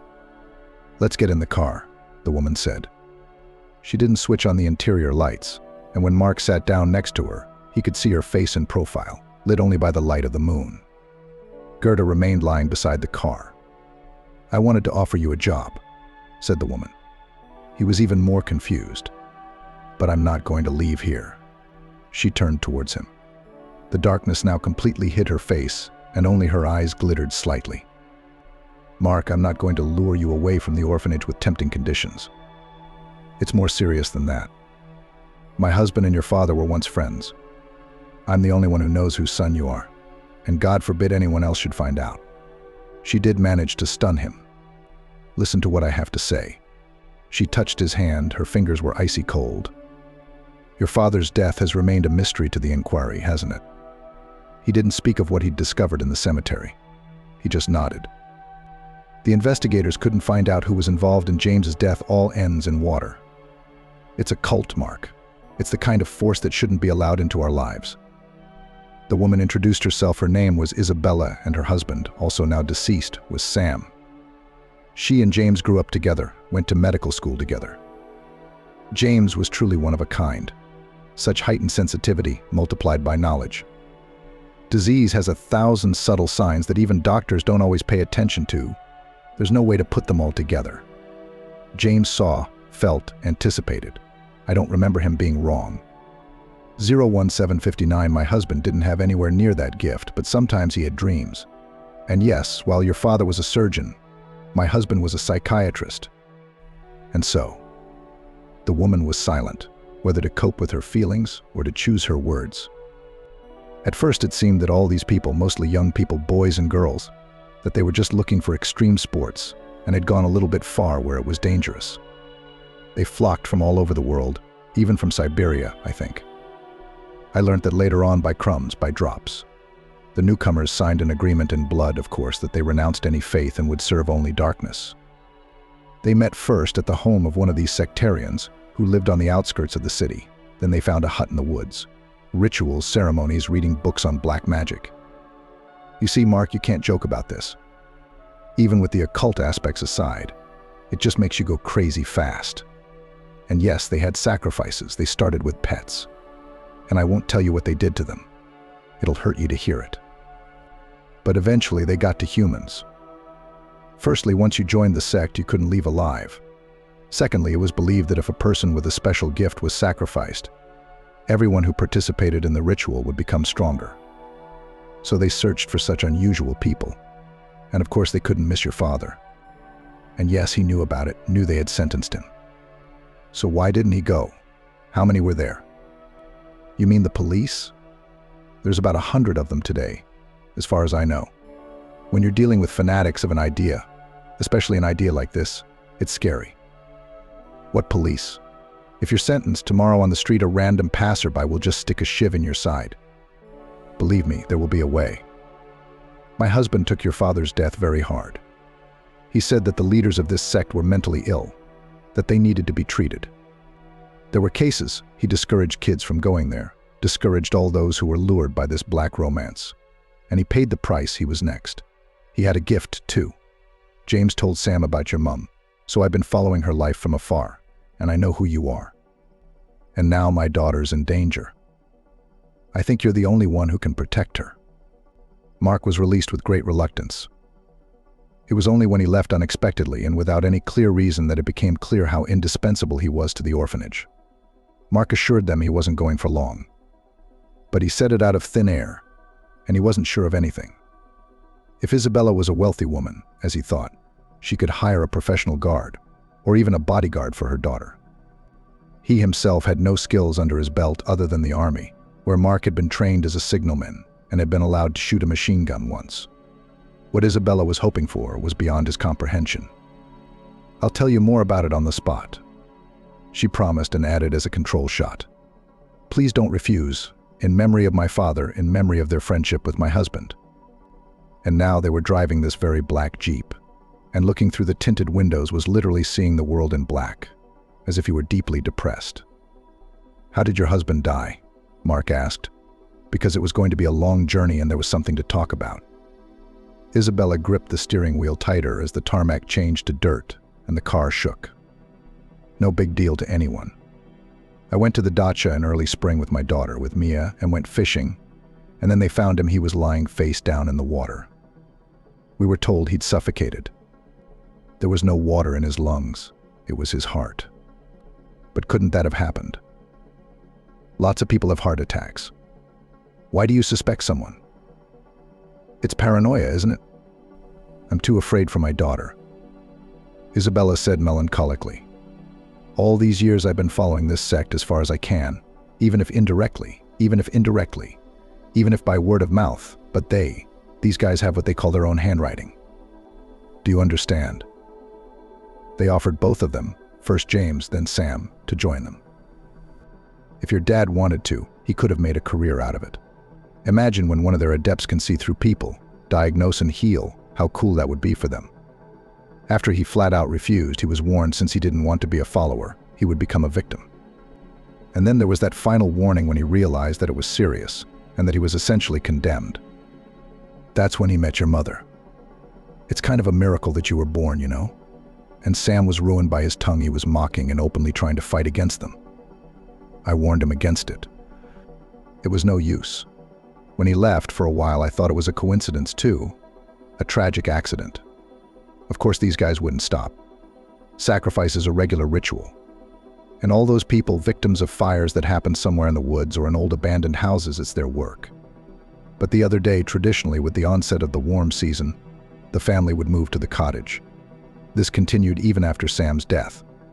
Lydia has her own firm. She is an interior designer and often went to the customers in the morning, and Mia was left alone. The garden community is small. It's quiet, grassy streets are deserted for part of the day. All the neighbors know each other, and a new person is immediately in sight. But Mia, lying in a hammock in the garden, was not alert when she saw a stubby boy, about her own age. He asked for a drink, and she let him draw water from their well. Even in the heat of the day, the water was cold and clear as a tear. "Don't you miss your father?" he asked, suddenly winking at her. "Don't be sad. You'll meet him soon." Isabella kept her daughter safe. She didn't tell her anything scary. anything that might frighten or upset her. That's why Mia didn't pay much attention to the conversation, but she passed it on to her mother. A strange man came in, and Isabella was terribly worried. They're going round and round, you see. They've got some kind of diabolical circle. The murders happen in the same places at roughly equal intervals. When these people target someone, they act with the tenacity of fanatics. They have to get what they want at all costs, you know. At any cost. There's no logic to it. Isabella slowed down and turned to Mark. Her voice sounded almost pleading. Do you see why I came to you? Everywhere I go now, I get laughed at. Some boy asked for water and said something. But my husband's death has nothing to do with criminality in the eyes of everyone. What do you think of it? If there's no sign of violence. Sam was startled by something, startled to such a degree, so horrified that his heart stopped. That look on his face, then his features smoothed out. But I remember I saw him shortly after, and that's when it all started again. It was your mum, Mark, who told me about the gift you inherited from your father. Only it's gone further with you, you see more. Only you can sense trouble coming. I'm not asking you to get involved, God forbid. I'm not asking you to go into battle for my Mia, but to warn you, just to warn you, to hide her somewhere in time. They won't be after you. They know nothing about you, though you would no doubt be a very valuable asset to them. If you fall into their clutches, it's like falling into the clutches of a spider. You can't get out. They drug the victim, then scotch them. No one hears anything, and they don't find the victim right away. I only know you won't believe it, because thanks to your gift, what others can only laugh at is unquestionable to you. Gerda lay at Mark's feet, shifting her gaze from Isabella to her master and breathing hotly, sticking out her tongue. It was indeed a fertile corner. Isabella, with a special key, opened the gates of the garden community, and they seemed to enter a completely different world, where silence, emerald grass, birdsong, and negativity. On this day there were no dacha dwellers. Only one woman was digging up the soil on her plot, and a man was lying on the veranda on an old sofa, and his peace was rested by a dog, but good-natured it did not even bark at the car. Isabella's cottage struck Mark. It was something between a rustic cottage in the mountains somewhere in Europe and a medieval castle. A real tower of rough stone beckoned to the eye. Wow, he said involuntarily. Isabella glanced round, grinned. I like this place. There's a lake nearby, you'll see. But when I bought the land, it was all overgrown with wild grapes, and there was a half-collapsed hut hiding in it. Why a tower? I'm an extreme designer, and I've loved Bradbury since I was a kid. At the end of every spring I bought dandelion wine, and by autumn I'd read the book to death. I just breathed it. I learned to see the miracles in everything around me. Once a week, Douglas was allowed to sleep in his grandfather's tower. He'd run up the dark spiral staircase to the top and go to sleep in that magician's abode amidst thunder and visions. And in the early hours of the morning, when even the milkman was not yet clinking bottles in the streets, he would wake up and work his cherished magic. Now, Mia adores the place. At the very top of the tower, a platform opens up. There you can admire the moon and greet the dawn, or sometimes both at once. Mia calls the tower visiting the sky. Mia was thin and small. There was no way she could be 18 years old, a teenage schoolgirl, that's all. Gerda interested her much more than Mark. Already getting acquainted on the porch, she was ready to caress her, but hesitated. She won't bite, she's smart. So don't be afraid. They switched to you almost immediately, though. Isabella went to the kitchen to find something to feed the young people. Mark knew that by evening she would have to leave and spend the night in the city, because early in the morning she would be waiting for a client, an intrusive uncle who wanted to make everything in his mansion to the highest standards. I suggest green borscht. Isabella looked out of the kitchen. How's that? Mia, show Mark around the neighborhood, take him to the lake. For Gerda, getting to know the area was of the utmost importance. She walked ahead of the young people. Mark was not mistaken, this green corner was deserted at this hour, golden flowers on the grass and Mia walking on his right hand. The girl was walking with her head down, as if she wanted to find something among the grass and flowers. Mark didn't feel anything wrong yet. The day was too sunny, the breeze too warm and gentle. There was no room for shadows. From this edge of the fellowship was surrounded by a wooden fence, a rather dilapidated one, though. Micah ducked into a gap where a board had fallen off and waited for Mark to follow. Further on, beyond a small hill, There was a lake, marked on the maps as Pridorozhnoye, though it was quite far from any roads, and just beyond the lake the forest began. Dachniks came here to catch small fish or just sit by the water. They took good photos here. The lake was small, but framed by the forest and weeping willows, it was picturesque. However, Mark's heart was suddenly racing. He saw several butterflies, big black beauties, fluttering over the water. Mark even blinked, hoping it was a vision, that he was just overheating in the sun. They couldn't be here. He had once looked up the species in a book and had learnt that they lived somewhere else. But he'd seen them several times before the news of someone's sudden death. "What do you think?" he asked Maya after all, nodding at that black dance. If she had seen it too, she would have said something like how beautiful. "The boys are swimming here." Mia shrugged her shoulders. "I tried it once and lost my footing. The bottom was too boggy. They say there's a ford somewhere. I don't know where." They settled down on the bank, right on the grass, dry and warm. Mark didn't know if he could ask Mia. Did she know anything about what she was facing? Was she afraid? But as it turns out, children know more than their parents realize. Mia started this conversation on her own. "I know why your mom called you." She wasn't looking at Mark, she was looking at the lake. "But I don't think it's worth it. There's some serious guys out there. What are you going to do with them?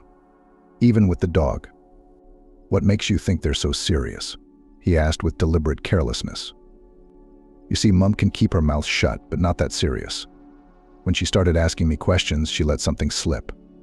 And then I did what I could on my own. They just don't accept the weak. They have a whole series of entrance tests. A marathon not to run, but to walk with heavy rucksacks through the mountains. Not everyone made it, but they have a death cult. They are not afraid of it. You can't die, you can't play in all this, you can't immerse yourself in it, the darkness will pull you in."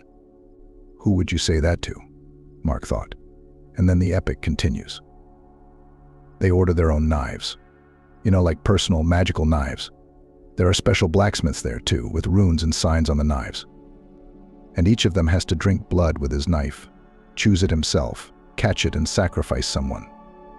Gerda raised her head and looked at the girl carefully. Mia rubbed her head, dared her. At least a bird or a cat. There is a real gradation of victims. Forest animals are valued higher because they are harder to catch. Try to catch one, even a hare. And the highest sacrifice is a human. Mia looked Mark straight in the eye. The ultimate sacrifice is yourself. When you don't make an attempt on someone, but lie down on the altar yourself. Isabella fed him a delicious green borscht and left a fridge full of food. "I'll try to be here tomorrow evening, the day after tomorrow at the earliest. I know Mia doesn't bother with cooking, at least make yourself some sandwiches and coffee. I'll leave the cutlets in the pot under the lid. Please." Now she was talking to Mark. "Lock the gate well at night." They met sunsets in the tower, or rather at the very top, on the platform Mia had chosen. They drank coffee, watched the sun sink behind the lake. "It's a full moon tonight," Mia said. "I don't know if they believe in anything other than their sect and who they think is their master. I read a book about vampires when I was a kid. It said that vampires loved moonlit nights, and that they followed the moonbeams like a river." Mark was busy with a more mundane task. He opened a satellite map and studied his surroundings, slowly moving his finger over the map on his mobile screen. "Is that a swamp?" he wondered, pointing to where the holiday village ended. "Not exactly. It's boggy, but it's not really a swamp. Except in spring, when the water stands for a long time, and in autumn it all thins out. But in summer the ground dries up and there are so many flowers there." "What's this?" Mark pointed his finger. "A settlement. Look, there seems to be a path leading there, quite far from here, and I don't know whether there are houses or not." "It's not a path, it's a concrete road, a slab road. And where you're pointing, there used to be a village there. It's almost gone now, just ruins.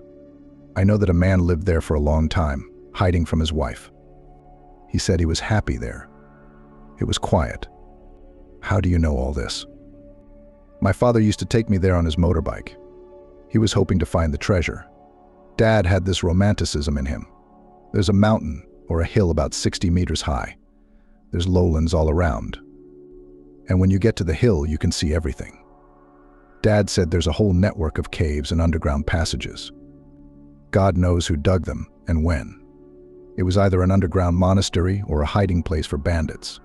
Papa was always very careful that I didn't stumble or fall into anything. And he made me promise that I would never go there alone, because if anything happened there would be no help.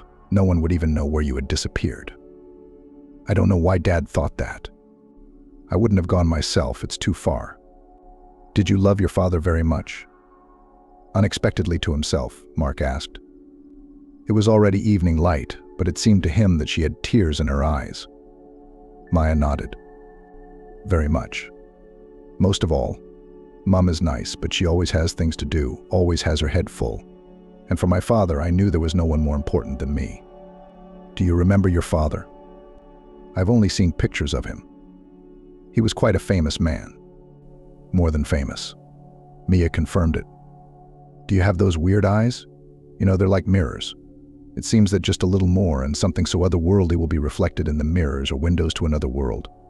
She shifted her gaze and shuddered. Look over there. She pointed towards the lake, where the darkness had already thickened. What is there? Mark lowered his voice involuntarily and wished they were still at the top of the tower, out in the open.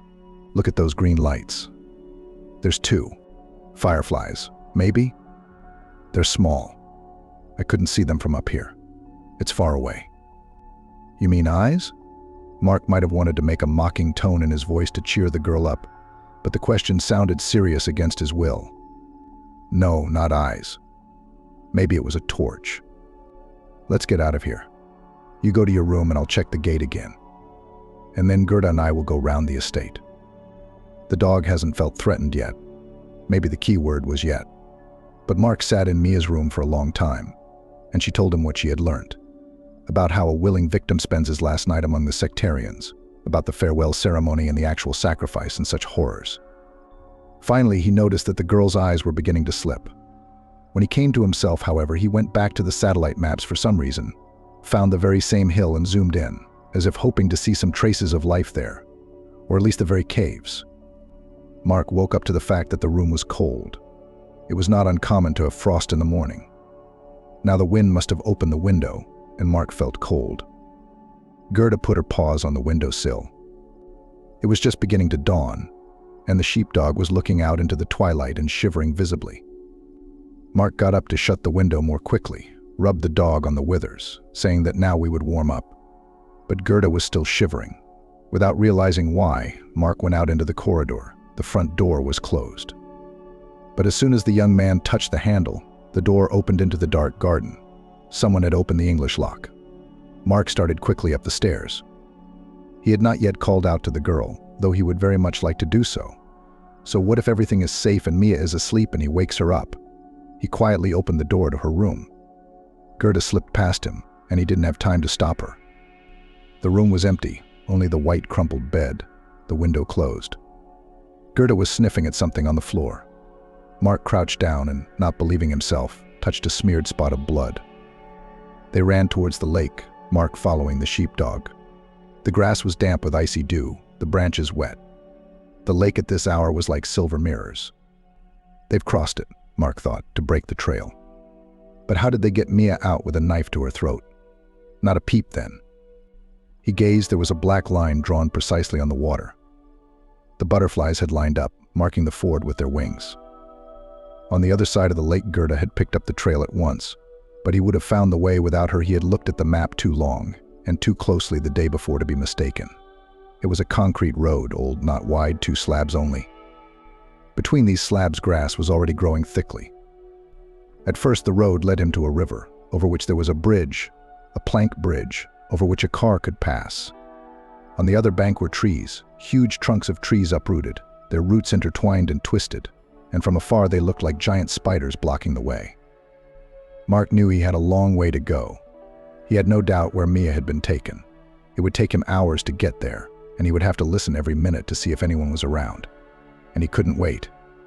Mark had brought his phone with him, but it was of little use here. The connection was not catching an empty white triangle in the corner of the screen. Not a single bar. Gerda realized that her master was in a hurry. She was ready to break off into a run, but then she would break away from him. She went far ahead, and she walked beside him, and Mark walked quickly, then switched to a run.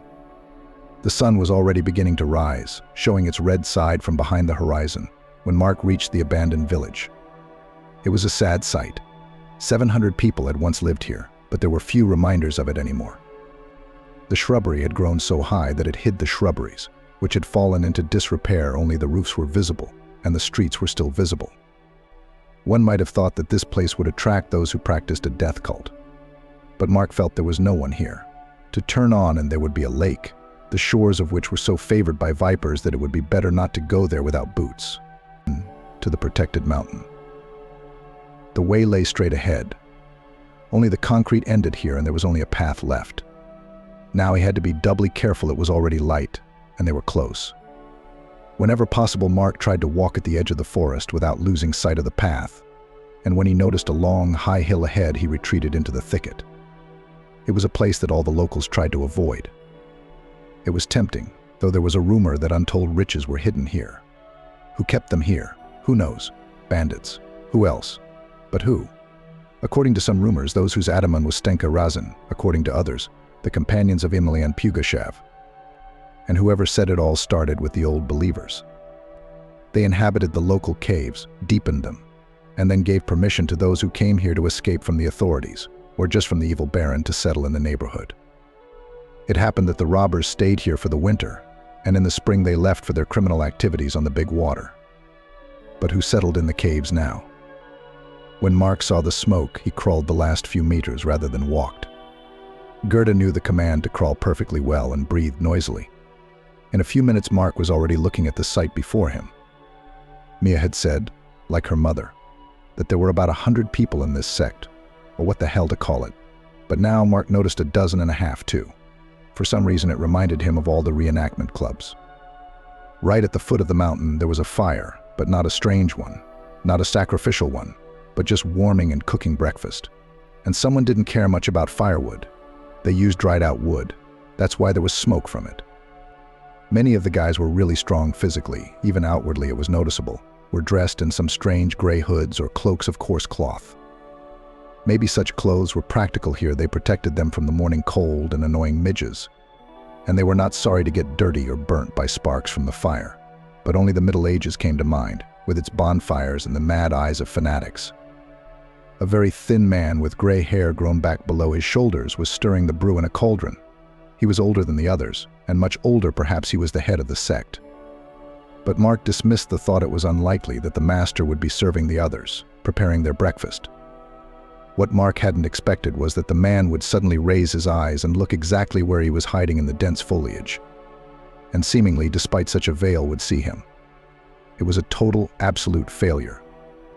And if he now called out to these boys and pointed in the direction where the stranger lurked, Mark would not escape or hide, and neither will Gerda. What will a dog do against so many people? It won't even stop them. And worst of all, no one and nothing will be able to save Mia. The man looked at him without taking his eyes off and seemed to have even dropped the spoon he was holding in his hand. Mark was also used to trusting his senses. This time he didn't feel threatened.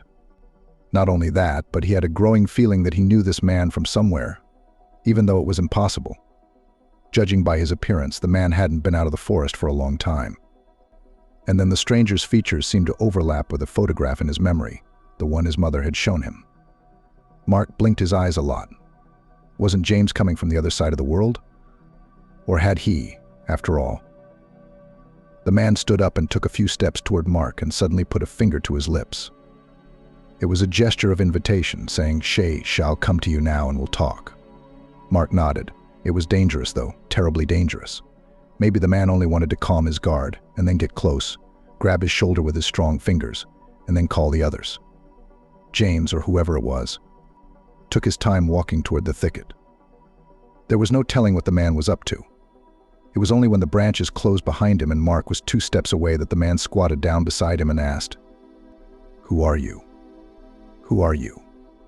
Was the first thing that came to Mark's mind. "I recognized you by your eyes," James said quietly.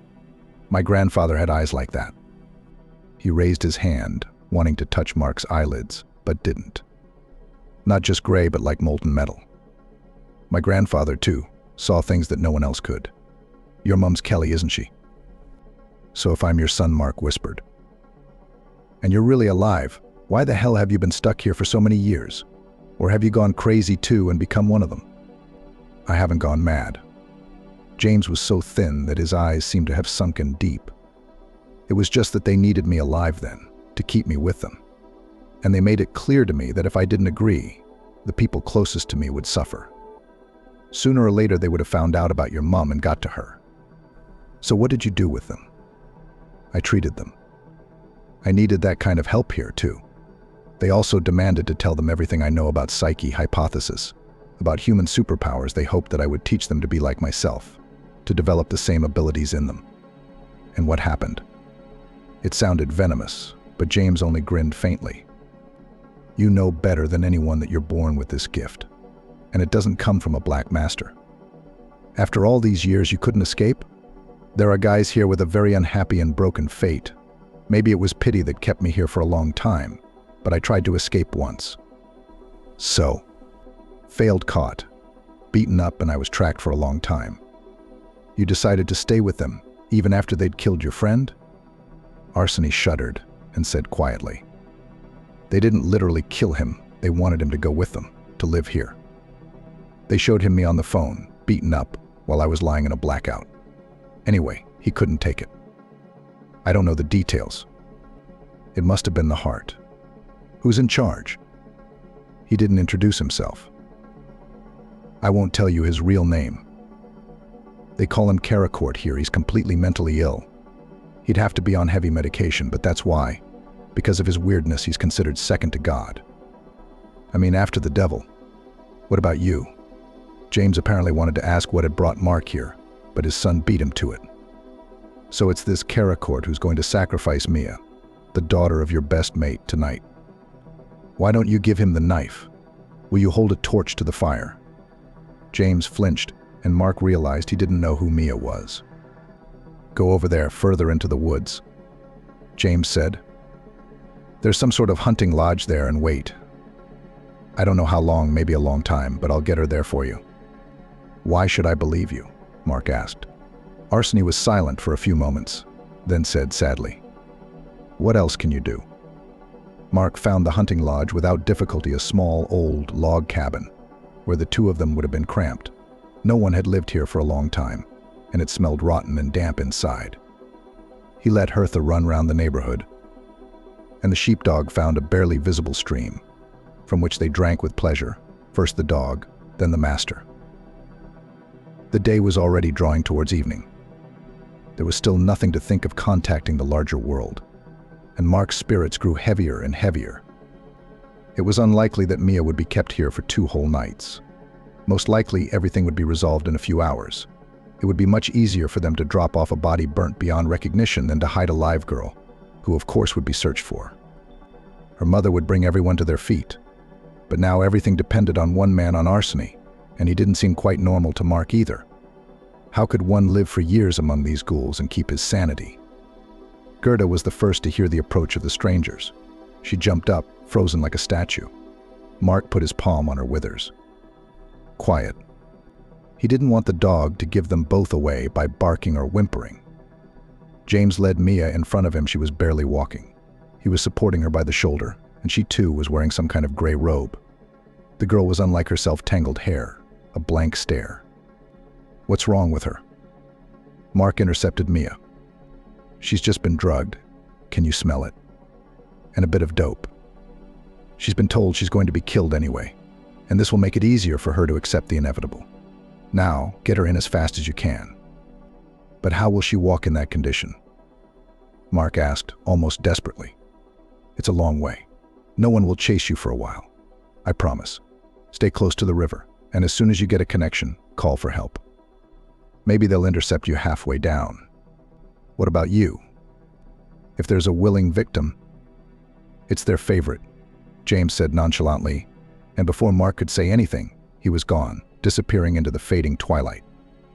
One thing was certain: over the years, even in this monstrous environment, he'd had those who were indebted to him, whose favor he'd won and who felt affection for him. It was because of this that he had now succeeded in getting Mia out. He sat alone until late in the evening, in the very cave where the condemned had spent their last hours, praying to himself that his son and his mate would reach the humans safely. Occasionally he sipped from a jug of the wine that was generously served to the prisoners. Better to let them go to the altar like somnambulas than to drag them screaming like pigs. James didn't think about himself. To be honest, he didn't want to live either. His body had survived, but his soul had been burned almost to the ground. A willing sacrifice in the eyes of the other members of the cult that justified everything. James knew that Karacourt would go ballistic. That was what happened when James was eventually brought to him. The ringleader didn't grovel to the caves. He was the only one here who had a dwelling. Psychiatry was the subject James had been worst at the Institute. But looking into those eyes, black and seemingly pupilless, and watching this extremely pale man swallow saliva that dripped down his chin, James had no doubt that he belonged in the ward behind the iron door with the bars on the window. You let her go so they could find their way to us and wipe us all out. Ends in the water.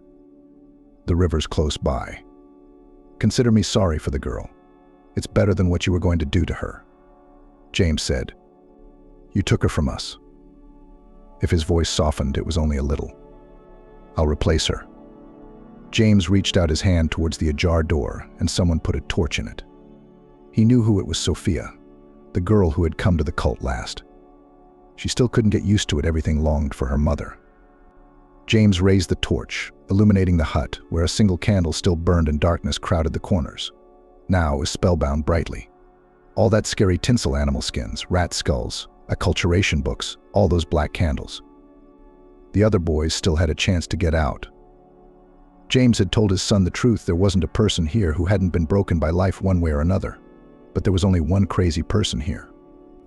You and I would make excellent victims, he said almost affectionately to the madman. James knew what was happening this minute. Sophia locking the door from the outside. Who, us? It would have been clear to anyone long ago. Karacourt still didn't understand. You and me, James explained to him. Your master has been waiting for you for a long time. He ran his hand along the walls. Old wood, how glorious it will burn. But it doesn't work like that. It's not time for me to go to the bonfire yet. The Karacourt's voice was already hysterical. James tried the torch on the towel over there, or on the robe hanging on the nail. The Karacourt rushed to the door, but James blocked his way. At first he thought it was sparks spraying from his eyes, but then he saw something out the window he'd never seen here before, the flashing beacons on police cars.